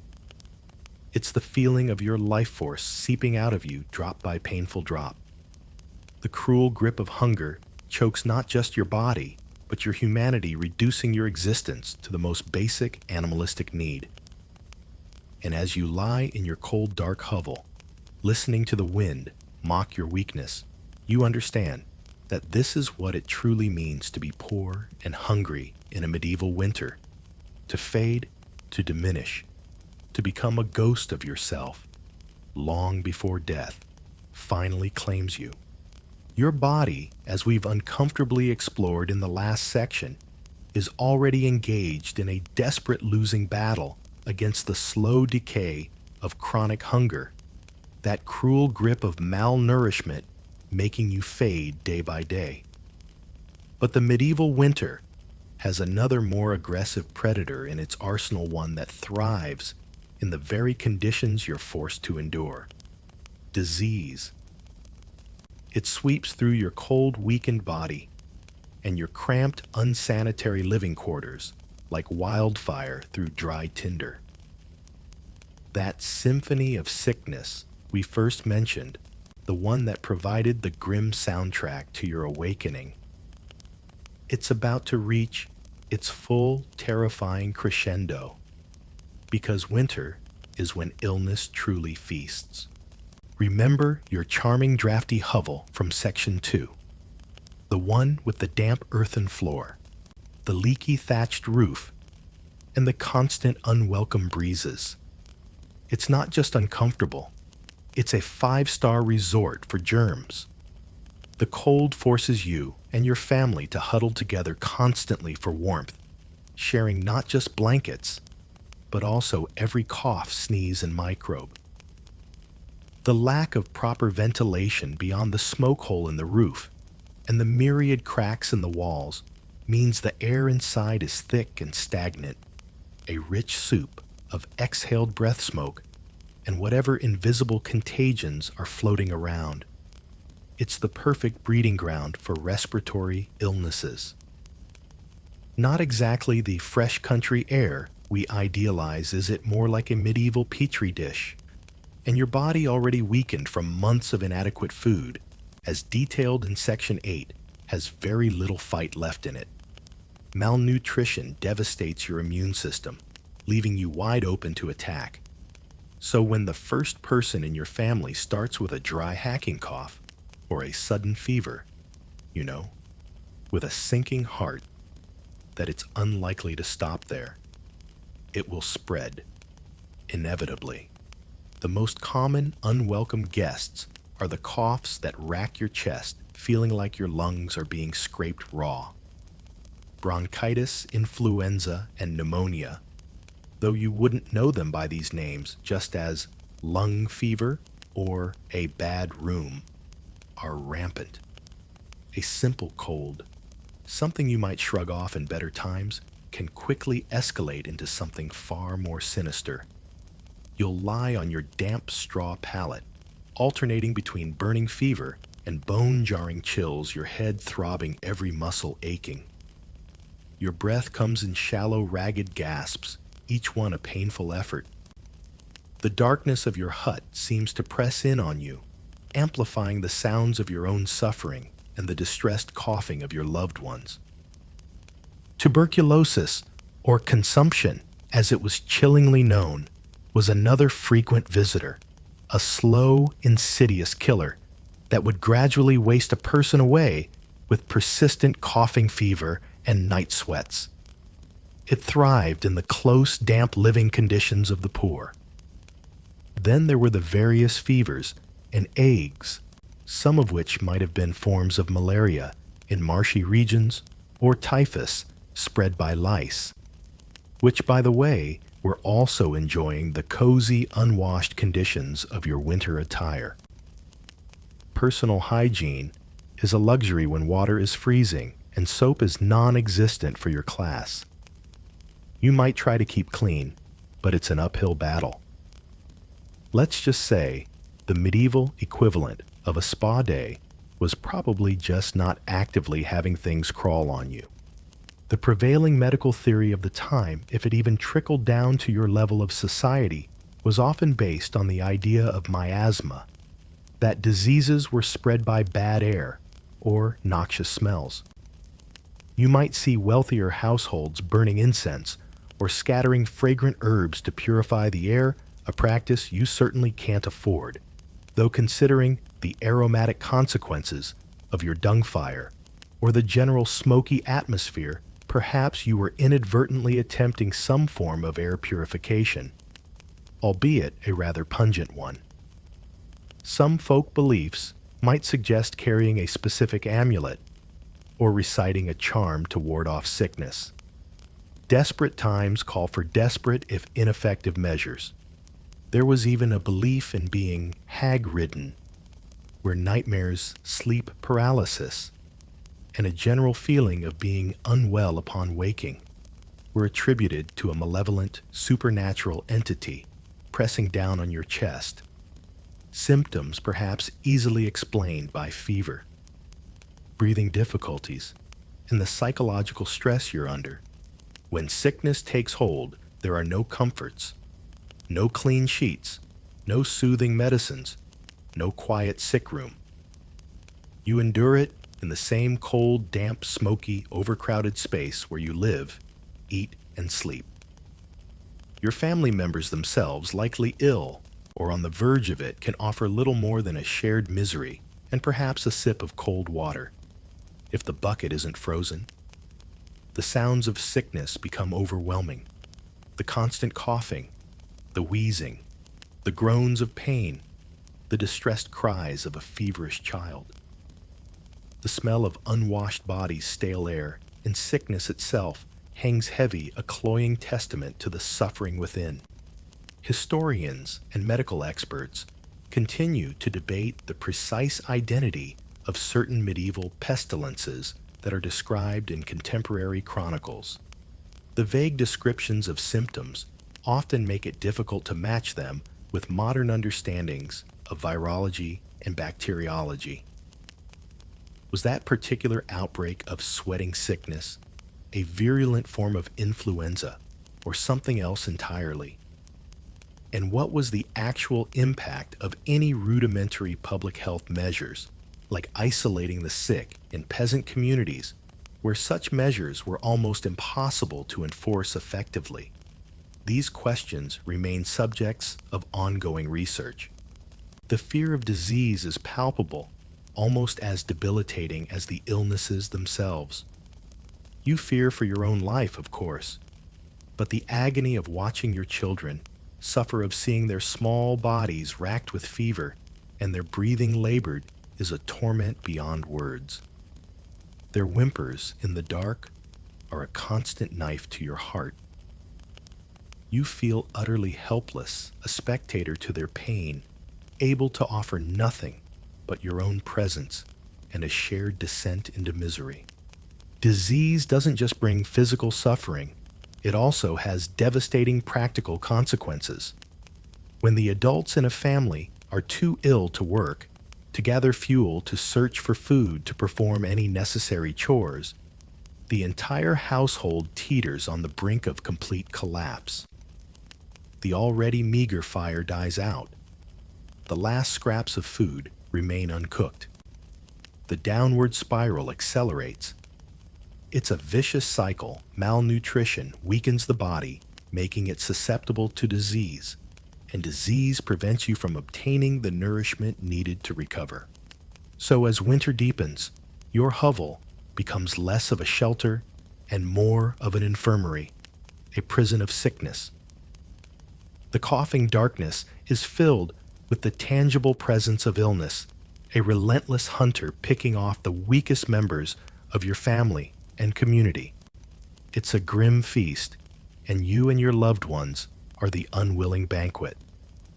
The hope for spring, for warmth, for an end to the suffering seems an impossibly distant dream when you're drowning in the immediate suffocating reality of winter's pestilential embrace. That coughing darkness we navigated in the last section, the one where disease holds its grim winter feast in your crowded hovel, is made all the more terrifying by one stark, unshakable truth. When serious illness strikes you, or your loved ones, there is quite simply no real help coming. The concept of medicine as we understand it, doctors, hospitals, effective cures, is a distant, unimaginable fantasy. For you, a medieval peasant sickness often means a lonely descent into suffering armed with little more than fervent prayers and the often dubious remedies of local folk healers. Welcome to the world of healthcare medieval peasant style, where hope is the main prescription and the prognosis is usually grim. If you or a family member falls gravely ill, your first recourse is almost certainly prayer. You'll beseech God the Virgin Mary, or a host of saints associated with healing. Perhaps Saint Roch for skin ailments or plague-like symptoms. Saint Blaise for afflictions of the throat if that cough turns into choking, or Saint Giles for lameness or convulsions. Your faith is a powerful force, perhaps your only source of solace, but it rarely translates into a physical cure for the raging fever or the infection consuming your child's lungs. You might vow to make a pilgrimage if you recover, or offer what little you have to the local church, desperate bargains struck with the divine in the face of overwhelming human frailty. Beyond prayer, you might turn to a local wise woman or cunning man. These individuals, often elderly and living on the fringes of village society, possess a store of traditional knowledge about herbs, charms, and rituals passed down through generations. They are your doctors, your pharmacists, your therapists, all rolled into one often intimidating package. She might come to your hovel, her presence a mixture of hope and fear, and examine the afflicted person, perhaps muttering incantations or making cryptic pronouncements. The remedies offered will be a mixed bag, to put it charitably. Some herbal concoctions might, by sheer luck or generations of observation, have some mild palliative effect. A willow bark brew containing salicin, a natural precursor to aspirin, might slightly reduce a fever, or a soothing plantain poultice might ease an inflamed wound. Honey, if you could afford, it was known for its wound-healing properties, but many other cures would be entirely ineffective based on sympathetic magic or the doctrine of signatures. The belief that a plant's appearance indicated what ailment it could treat, e.g., a lung-shaped leaf for lung problems. You might be instructed to wear a specific amulet, perhaps a smooth stone found in a particular place, or a pouch containing a strange assortment of dried herbs and animal teeth. You might be given a potion concocted from ingredients that sound more like a witch's brew than medicine. Things like powdered earthworms, snail slime cobwebs, or even more unsavory animal products. The placebo effect might offer a sliver of psychological comfort, but against raging pneumonia or dysentery, a necklace of badger claws isn't going to do much. It's not exactly evidence-based medicine, more like desperation-based guesswork. One can only imagine the Yelp reviews. 1 star. The boiled nettle and dung poultice did not cure my ague. Would not recommend. Formal university-trained physicians, the kind who understood, or at least debated, the ancient Greek theories of the 4 humors, blood phlegm, yellow bile, and black bile, were an expensive rarity serving royalty nobility or wealthy merchants in towns and cities. They wouldn't be trudging out to your miserable hovel in the depths of winter, even if you could somehow afford their exorbitant fees. Their diagnostic methods, even for the wealthy, could be rather peculiar by our standards. Some were known to consult elaborate urine charts, judging a patient's condition by the color clarity sediment, and sometimes even the smell or taste of their urine. Thankfully, you're spared that particular indignity, though it's cold comfort. The concept of germ theory, the understanding that invisible microorganisms cause infectious disease, is centuries away. Hygiene in the medical sense is non-existent. There are no antibiotics, no antiseptics beyond perhaps a harsh wine vinegar wash for a wound, no sterile dressings. An infected wound, a common consequence of minor injuries in a life of hard labor, could easily lead to sepsis and a slow, agonizing death. Childbirth, even in the best of times, was perilous for both mother and child. In the dead of winter, in a freezing, unsanitary hut with a malnourished mother, the risks were astronomically higher. Historians of medicine actively debate the efficacy of medieval folk remedies. Some scholars dismiss them as entirely superstitious nonsense, potentially even harmful. Others argue that while many practices were indeed useless, certain herbal treatments developed through centuries of trial and error and careful observation of the natural world may have offered some genuine palliative care or even limited curative benefits for specific, less severe conditions. Distinguishing which remedies had some basis in practical pharmacology from those that were purely magical or symbolic is a complex and ongoing task. So you watch helpless as your loved one succumbs. The fever rages, the breathing becomes more labored, the light in their eyes dims. You apply the useless poultices, whisper the futile prayers, and offer sips of strange, bitter brews, all the while knowing deep in your heart that it's a losing battle. The symphony of sickness you've endured becomes a dirge. There are no life support machines, no emergency rooms, no pain relief beyond what a strong spirit, or perhaps a draft of heavily alcoholic mead if available, might provide. It's a slow, agonizing end often drawn out over days or weeks, as the body already weakened by the conditions we've detailed, the cold, the hunger, the poor shelter, finally gives up its struggle. The psychological toll of this helplessness is immense. The guilt, the grief, the sheer terror of knowing that you are next, or your other children, or your spouse. Death is a constant, familiar presence in your village, especially in winter, but it never becomes easy. Each loss hollows out a piece of you. When the end finally comes, there is a grim relief from the suffering, but it's quickly followed by the practicalities of death in a medieval winter, burial in the frozen ground, the small grieving procession, and the gaping hole left in your family and your heart. The absence of real medicine means that survival is often down to sheer luck, constitution, and perhaps age, the very young and the very old being most vulnerable.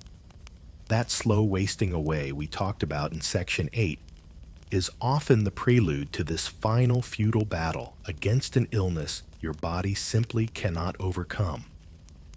This is the brutal reality when prayers are your primary prescription, and the only guaranteed cure is the one no one desires. The grim reality of sickness in that coughing darkness, compounded by the utter absence of any effective medicine, as we saw in the last section, leaves you feeling utterly adrift. Your prayers for health often met with a chilling silence. But the medieval winter doesn't just assault your physical body. It wages a relentless war on your mind, your spirit. As the days grow impossibly short, and the nights stretch into an endless, inky blackness, a crushing despair begins to settle over you, as heavy and suffocating as the smoke in your poorly ventilated hovel. This is the season of the soul's deepest freeze. Imagine the darkness. The sun, your only reliable clock and a fickle friend even in summer, now makes only a brief grudging appearance each day. It rises late, a pale watery disk in a perpetually gray sky, offering little warmth and even less cheer. And it sinks with alarming speed, plunging your world into a profound gloom that lasts for what feels like an eternity. Inside your hovel, the only light comes from the sputtering, smoky fire, if you have the fuel to keep it going. This meager glow casts long dancing shadows that writhe on the rough walls, transforming familiar shapes into lurking monstrosities. It's barely enough light to see the faces of your family huddled nearby, let alone to engage in any productive activity. Rushlights, reeds dipped in fat, or tallow candles were luxuries far beyond your reach, their precious light hoarded by the wealthier echelons of society. So you exist in a perpetual twilight, a world leached of color and clarity. This isn't just an inconvenience, it's an oppressive sensory deprivation that gnaws at your well-being. Then there's the idleness. The agricultural calendar, which dictates the rhythm of your entire existence, largely grinds to a halt in winter. The fields are frozen or waterlogged, the crops harvested or failed as we know. There's little outdoor work to be done. While summer and autumn are periods of frantic, back-breaking labor from dawn till dusk, winter brings a different kind of torment in forced inactivity. You are cooped up in your small, cold, damp, and crowded dwelling for days, weeks, even months on end. The same four walls, the same miserable conditions, the same hungry faces. The boredom is a physical ache, a restlessness that has no outlet. It's amazing how quickly a bit of downtime can turn into a soul-crushing eternity of nothingness when your stomach is empty and your toes are numb. This enforced confinement, mixed with hunger, cold, and sickness, puts an immense strain on family relationships. Tempers fray easily. The constant proximity, which might be a comfort in better times, becomes a source of irritation. The crying of a hungry child, the incessant coughing of a sick elder, the unspoken anxieties, they all fester in the close, stale air. There's no escape, no personal space, no moment of quiet solitude to gather your thoughts or soothe your frayed nerves. To pass the endless hours, you might resort to simple, repetitive tasks if you have the materials and the energy. Women might spin wool or flax by the dim firelight, their fingers stiff with cold, the rhythmic whir of the spindle a monotonous soundtrack to the winter gloom. Men might try to mend broken tools, whittle a piece of wood into a crude toy, or weave rough baskets from willow withes gathered in fairer weather. Sometimes, to break the suffocating silence, someone might tell a story. An old folk tale passed down through generations full of brave knights, mischievous fairies, or terrifying demons. Or perhaps a song, a mournful ballad that echoes the sadness in your own heart. These are small acts of defiance against the crushing weight of despair, tiny flickers of humanity in the overwhelming darkness. But often there is just waiting. Waiting for the night to end. Waiting for the sickness to pass. Waiting for the hunger to lessen. Waiting for spring, a season that feels so impossibly distant it might as well be a myth.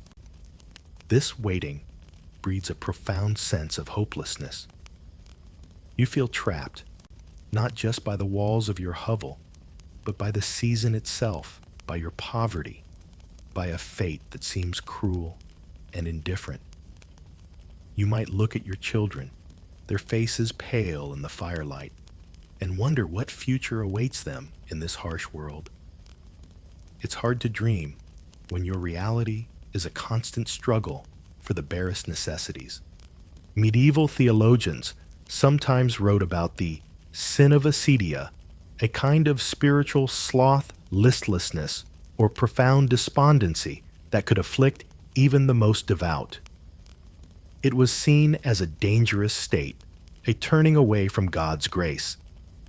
While their understanding was framed in religious terms, it's not hard to see how the conditions of a medieval winter, the darkness, the idleness, the suffering, could foster such a state of mind. What you might be experiencing is what we today might recognize as a severe form of depression or seasonal affective disorder. They would have likely called it God's will, a trial to be endured, or perhaps even a punishment. Not much comfort in that diagnosis, is there? Cheer up, it's probably divine retribution. Doesn't quite have the therapeutic ring we look for these days.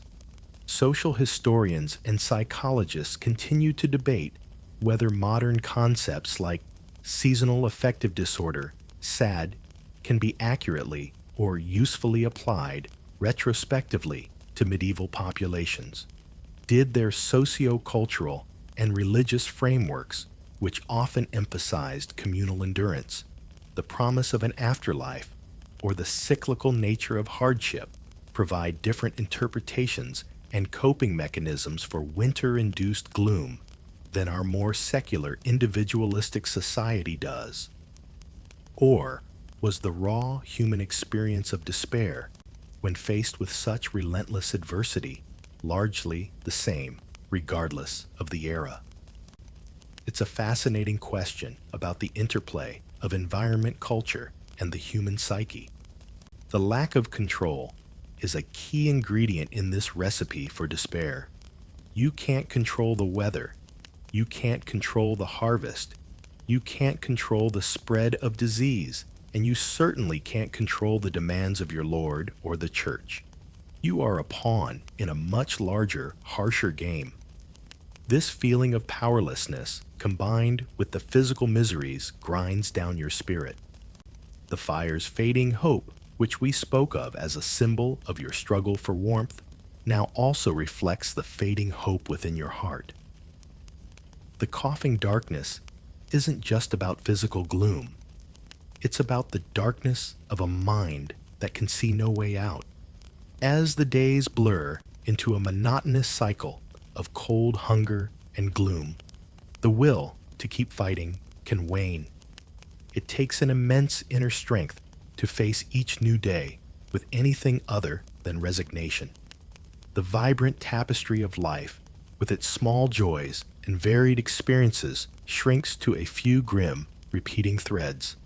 This is the psychological torment of the medieval winter, an endless night of the soul, where despair settles heavily, and the dawn seems like it will never break.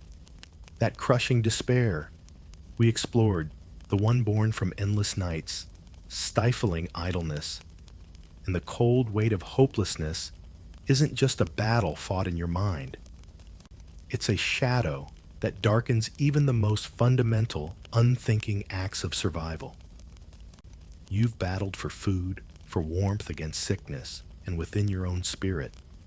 Now prepare for another grueling front in your winter war, the quest for water.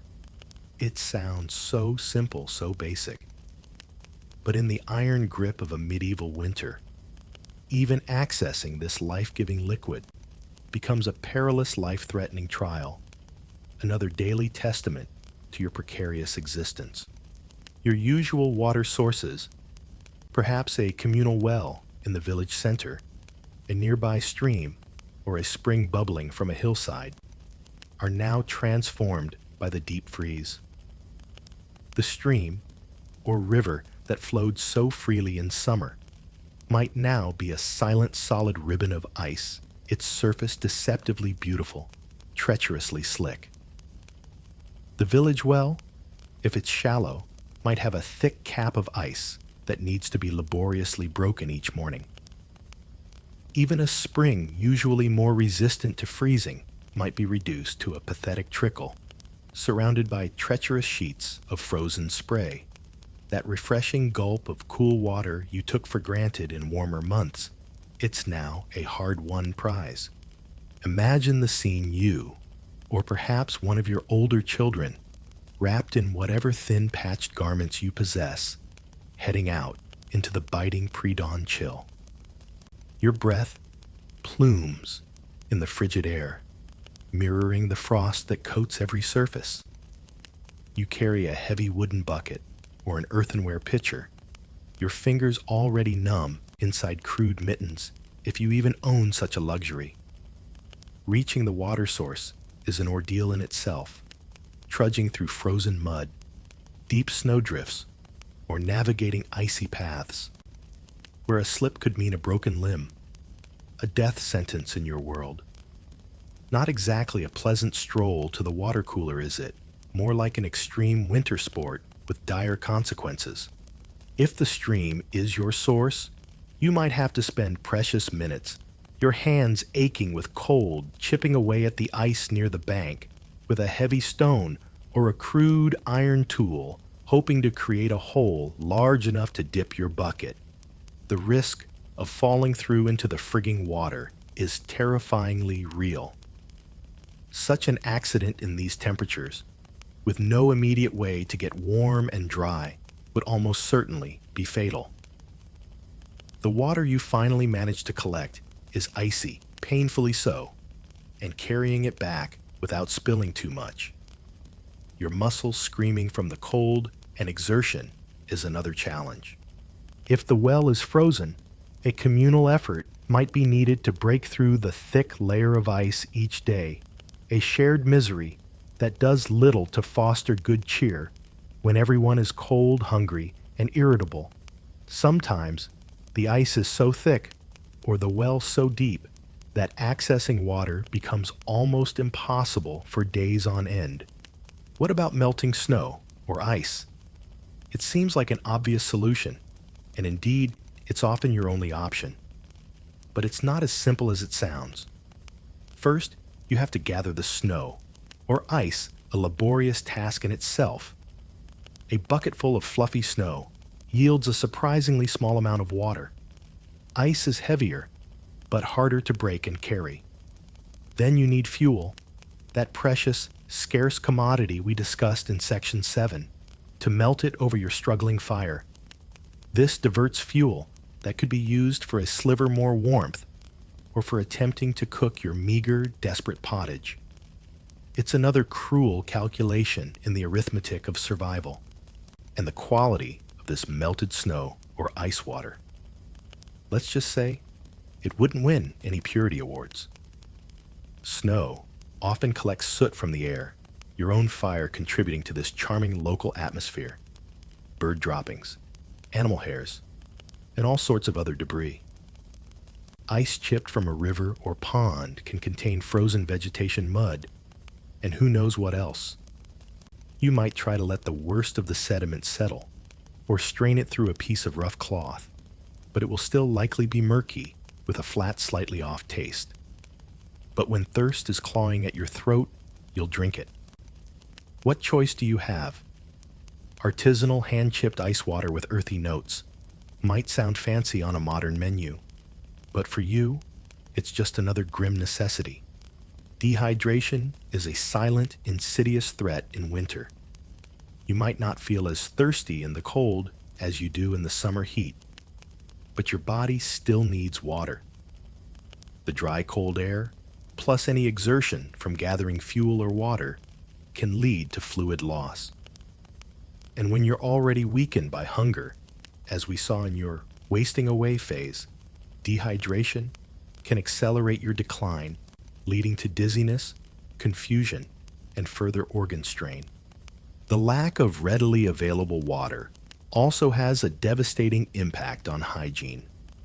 Washing yourself, your clothes, or your meager eating utensils becomes an almost impossible luxury. That symphony of sickness we keep mentioning finds another enthusiastic conductor in poor sanitation. Contaminated hands prepare what little food there is.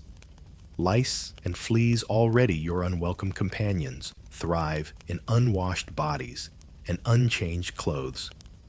The area around your hovel, where human and animal waste is disposed of, often not very far away at all. Especially when deep snow makes longer trips, difficult can become a frozen quagmire. When a thaw comes, or if your water source is downstream from such areas, contamination is almost guaranteed. This contributes to the spread of dysentery and other delightful waterborne diseases that add to your family's suffering. Environmental historians and archaeologists often discuss the degree to which communal water sources were managed or protected in medieval villages. Were there rules about keeping wells clean or preventing contamination of streams? And how did seasonal changes, like winter freezing, impact not just the physical availability of water, but also the social dynamics around these shared, absolutely vital resources? Did cooperation break down under extreme pressure, or did shared hardship reinforce communal bonds? For you, shivering by a frozen stream, these are abstract concerns. Your focus is singular: getting enough water to survive another day without adding death by thirst to your already long list of winter worries. You might hear tales of certain holy wells, or springs imbued with sacred power or healing properties, whose waters are believed to never freeze or to offer special protection. Perhaps in your desperation, you might even consider a long, perilous trek to such a place, clinging to any sliver of hope, however faint. More likely, you just face the daily brutal reality of your local frozen and often polluted water source. The simple act of quenching your thirst. Something we do with unthinking ease dozens of times a day becomes a complex, dangerous, and exhausting endeavor. Each sip of water is hard-won, a small victory in a relentless war against the elements. Thirst and ice, just another facet of winter's multi-pronged attack. Another reason why survival feels less like a state of being and more like a temporary and increasingly unlikely postponement of the inevitable.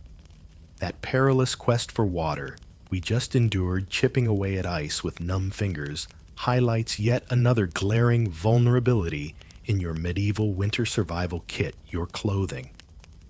Or rather, the pitiful lack of it. After battling the elements for a single bucket of icy water, you return to your drafty hovel, not to the comforting embrace of warm, dry clothes, but to the same thin-patched and probably damp garments you've been wearing for days, if not weeks. These threadbare shields are your only defense against winter's icy breath, and frankly, they're about as effective as a paper screen in a hurricane. Let's take a quick inventory of your winter wardrobe. It's not going to take long, believe me.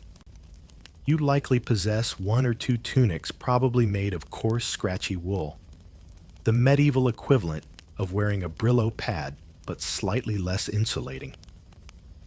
This wool is likely undyed a drab, natural shade of gray or brown, or perhaps dyed with cheap, locally sourced plant dyes that have long since faded into a muddy, indeterminate hue. Beneath this, if you're a man, you might wear brays, which are essentially loose linen underdrawers, and hose, which are separate woolen leggings tied to your braise, or a belt. Women might wear a long linen chemise under their woolen tunic or kirtle. For outerwear, you might have a cloak or mantle again, of heavy wool perhaps, with a hood. And that's pretty much it. No thermal underwear, no fleece-lined, anything. No waterproof Gore-Tex. Your all-weather gear is basically just more wool and not nearly enough of it. These garments are not merely simple. They are likely worn, darned, and patched countless times. Fabric was incredibly labor-intensive to produce, from raising sheep or growing flax to spinning the fibers, weaving the cloth, and finally sewing the garments by hand. New clothes were a rare luxury. Yours are probably hand-me-downs, altered and repaired until they're a mosaic of different shades and textures, a visible history of your family's poverty. Each thin spot, each fraying seam, is a potential entry point for the biting wind. Forget fashion statements. Your clothes make a statement of sheer, unadulterated hardship. Medieval chic was apparently all about showcasing your ability to creatively repurpose rags.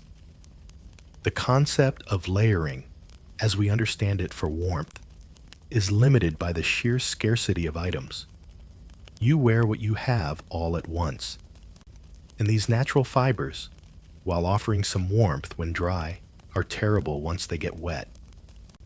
And you will get wet, trudging through snow, enduring freezing rain or sleet, even just sweating from the exertion of gathering firewood. Moisture clings to wool and linen, making them heavy, clammy, and a brutally efficient conductor of cold. There's no quick-drying synthetic material here.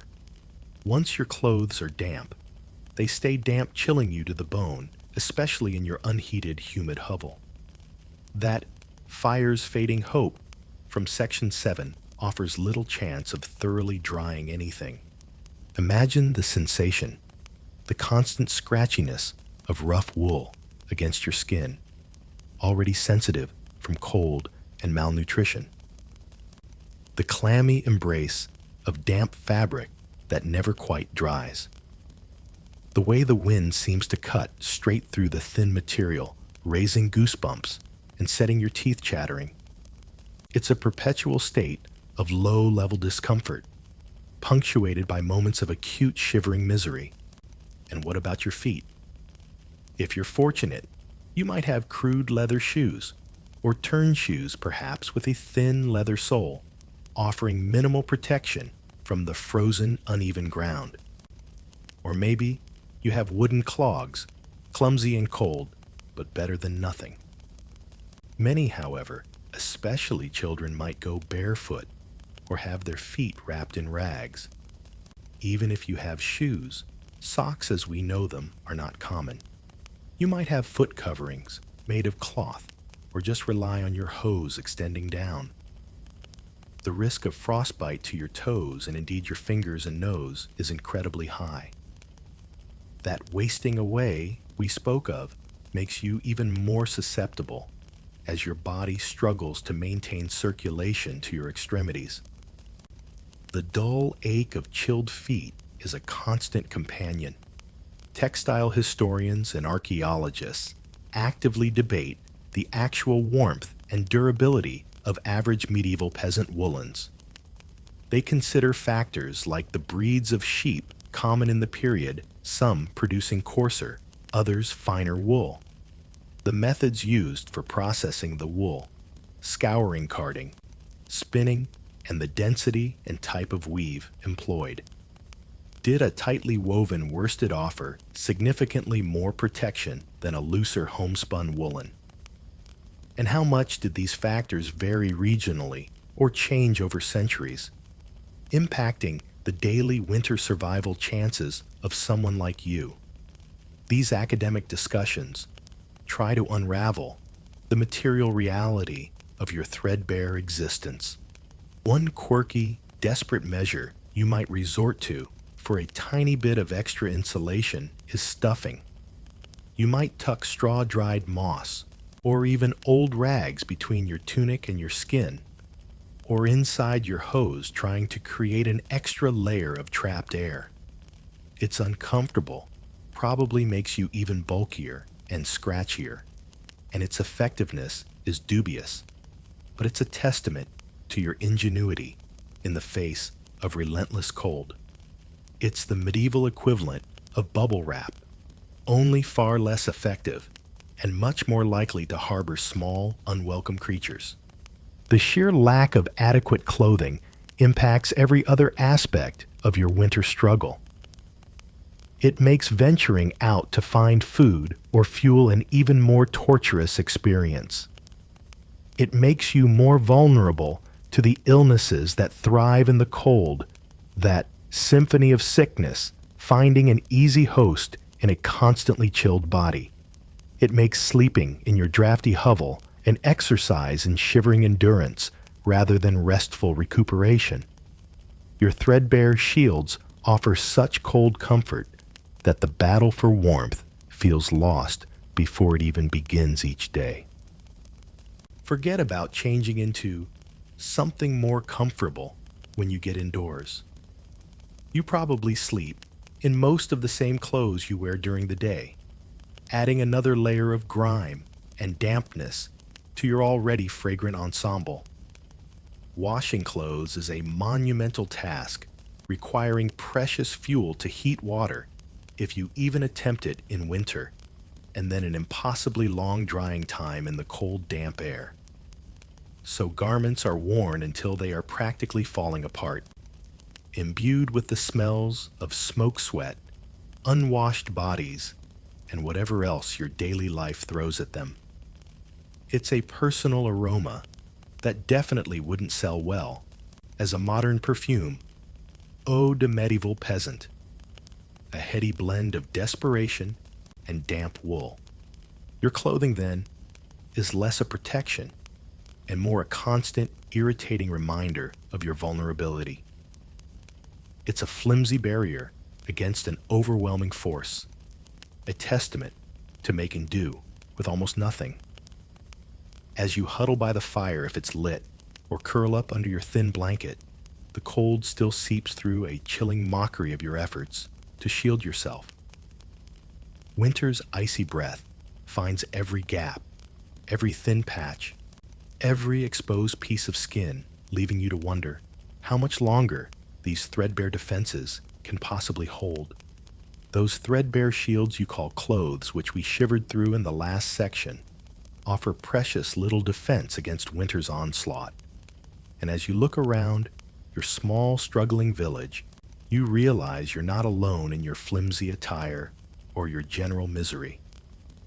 Everyone you see is wrapped in similar patched woolen rags, their faces etched with the same lines of hardship, their movements slow and weary. Misery, as they say, loves company. But in a medieval winter, that company is so universally bleak, so steeped in shared deprivation, that it offers precious little solace. In fact, sometimes it just amplifies the gloom. Your village in the heart of winter presents a deceptively peaceful scene from a distance. A cluster of snow-dusted thatched roofs huddle together, thin tendrils of smoke, if anyone has fuel for a fire, curling into the gray sky. It might look quaint, almost picturesque to an outsider. But step closer, and the illusion shatters. The silence is not one of peace, but of exhaustion and hunger. The narrow, muddy tracks between the hovels are often deserted as people conserve their energy, huddled inside their own cold, drafty shelters. That symphony of sickness we've heard so much about, it's a village-wide orchestra, each household contributing its own coughing, wheezing melody. When you do encounter your neighbors, perhaps on a desperate foray for firewood, or to the frozen well, interactions are often brief, muted. There's a shared understanding of the suffering so profound it rarely needs to be spoken. A nod, A grunt, a quick exchange about the latest illness or the dwindling food supplies. What more is there to say? Everyone is enduring the same grim, frugal existence. There are no cheerful greetings of good morrow, when the morrow is clearly anything but good. It's more of a still here then kind of vibe. A bit like a support group where everyone's problem is identical and entirely unsolvable. Medieval village life was inherently communal. You shared common lands for grazing, though there's little grazing. Now perhaps a village mill for grinding your grain, if you have any grain left, and the mill isn't frozen solid, and a collective responsibility for maintaining certain local infrastructure. This communal structure born of necessity could foster cooperation. You might see a few men working together to clear a snow-blocked path, or families sharing a particularly large log, if one was miraculously found, everyone understanding that pooling resources, however meager, offers a slightly better chance of survival. That arithmetic of poverty we talked about sometimes extends to include your closest neighbors, a fragile web of mutual obligation. But this shared hardship doesn't always translate into harmonious living, especially when resources are critically scarce. Suspicion can fester. If one family seems to be faring slightly better, perhaps they had a slightly more successful harvest, or are rumored to have a hidden stash of food. Envy and resentment can easily take root. Accusations of hoarding, or even of witchcraft or ill-wishing, if misfortune strikes one household particularly hard, can flare up, fueled by hunger and fear. The fire's fading hope in one hovel can cast a dark shadow of suspicion on a neighbor whose chimney seems to produce a bit more smoke. It's a grim lottery, and seeing someone else with a temporarily winning ticket doesn't always inspire charitable thoughts. The long dark hours of that endless night we endured in Section 11 spent cooped up with your own family are mirrored in every other hovel. The village becomes a collection of isolated suffering units. Even when people do gather, perhaps for a brief mandatory church service, the atmosphere is one of quiet endurance rather than joyful communion. The priest might offer words of comfort about heavenly rewards for earthly suffering, but they can ring hollow when your stomach is painfully empty and your children are shivering beside you. What about those winter festivals or saints' days that occasionally punctuated the medieval calendar Christmas Candlemas, a local patron saint's day? Surely these offered some communal cheer. Well, yes and no. They might provide a brief respite from the daily grind, a reason to break the monotony. Perhaps there would be a slightly larger shared desperation pottage, maybe even a taste of hoarded ale or cider if the village was exceptionally fortunate that year. Stories might be told, songs sung. But these moments would also be a stark reminder of what was lacking. The feasting would be a pale imitation of celebrations in better times, the joy tinged with the ever-present anxiety of survival. It's hard to be truly festive when you know the next day brings only more cold and hunger. Sometimes these gatherings could even become sources of tension if perceived fairness in distributing any meager treats was questioned. Did the Reeves family get a bigger spoonful of turnip? I think they did. Not exactly the spirit of giving. Social historians actively debate the resilience of medieval peasant communities in times of widespread crisis, like famine or severe winters. Some historical accounts emphasize cooperative survival strategies, strong kinship ties, and mutual support systems that helped communities weather the storm.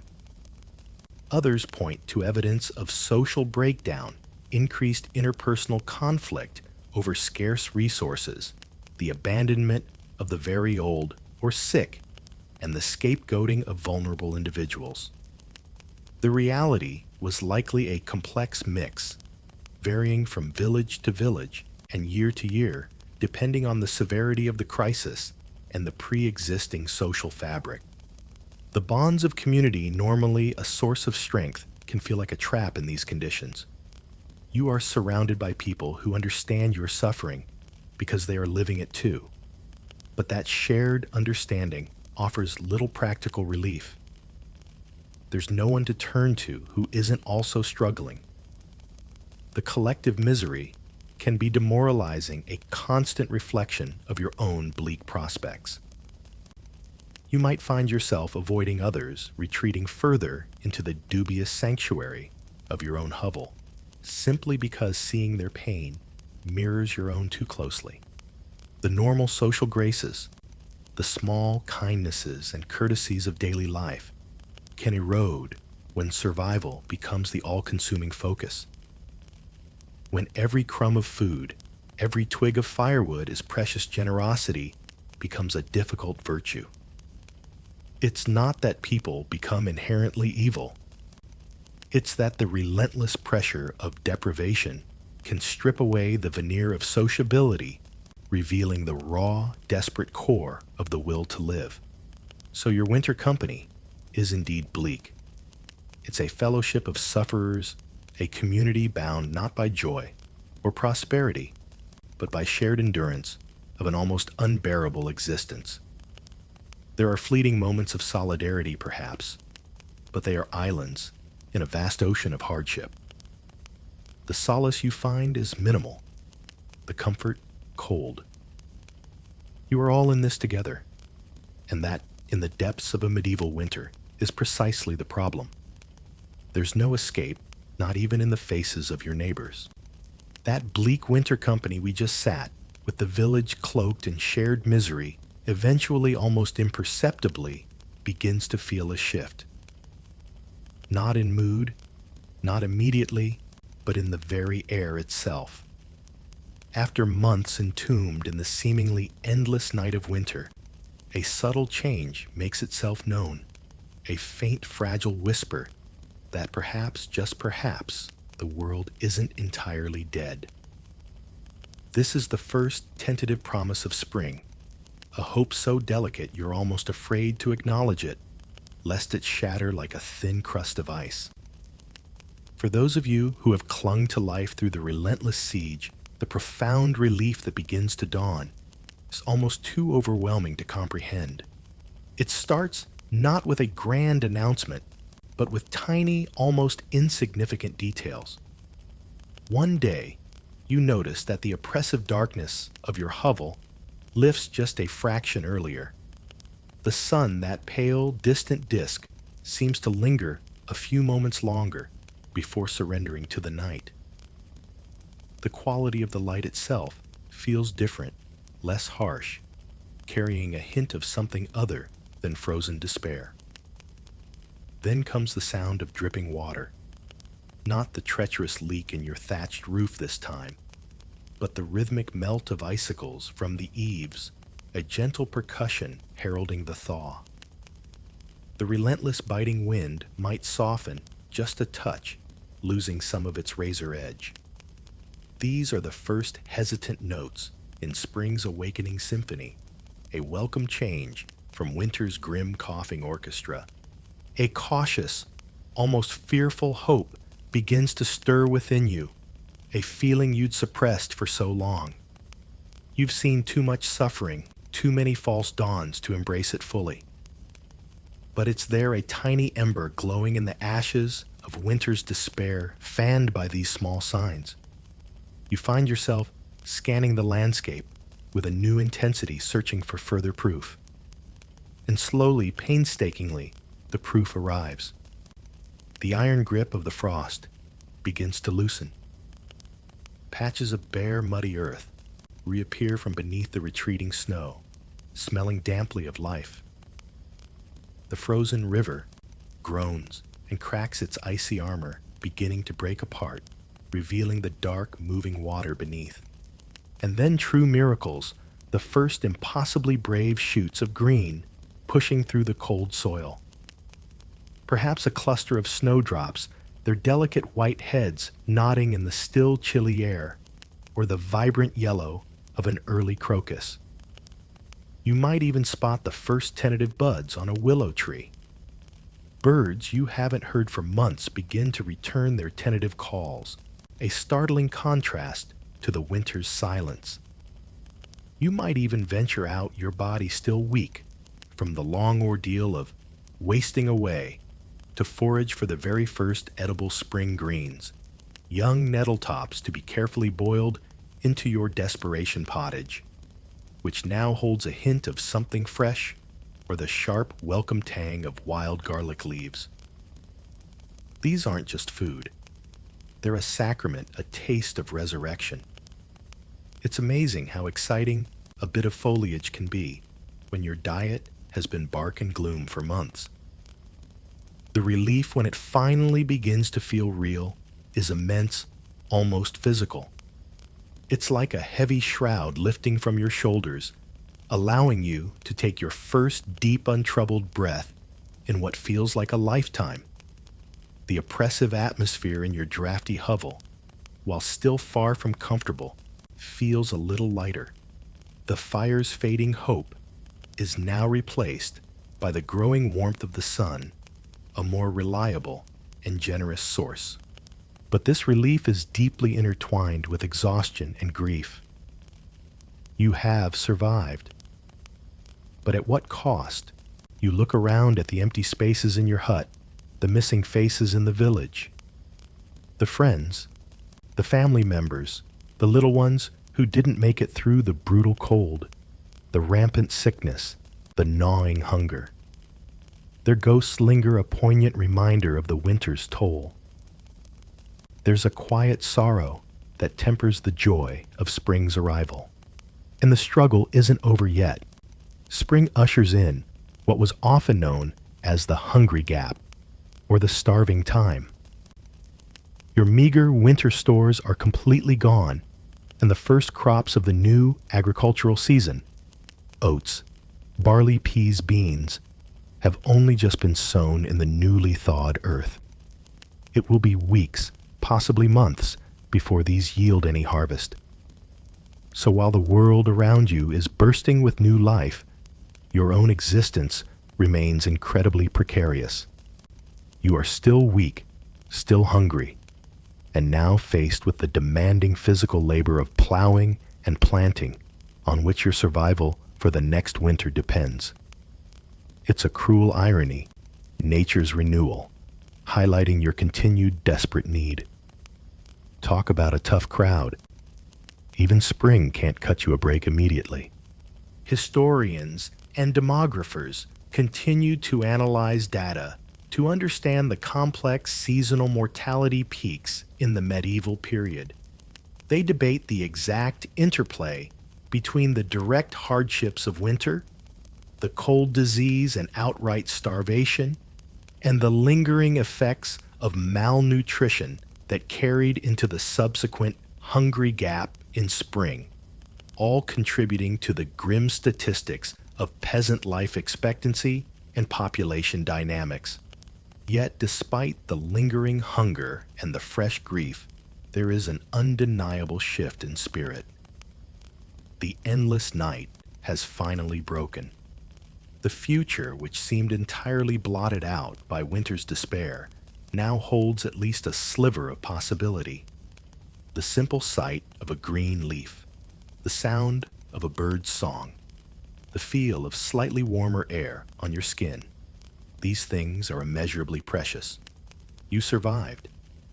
You endured the unendurable. You looked into the frozen abyss, and you didn't fall. That in itself is a quiet, profound victory.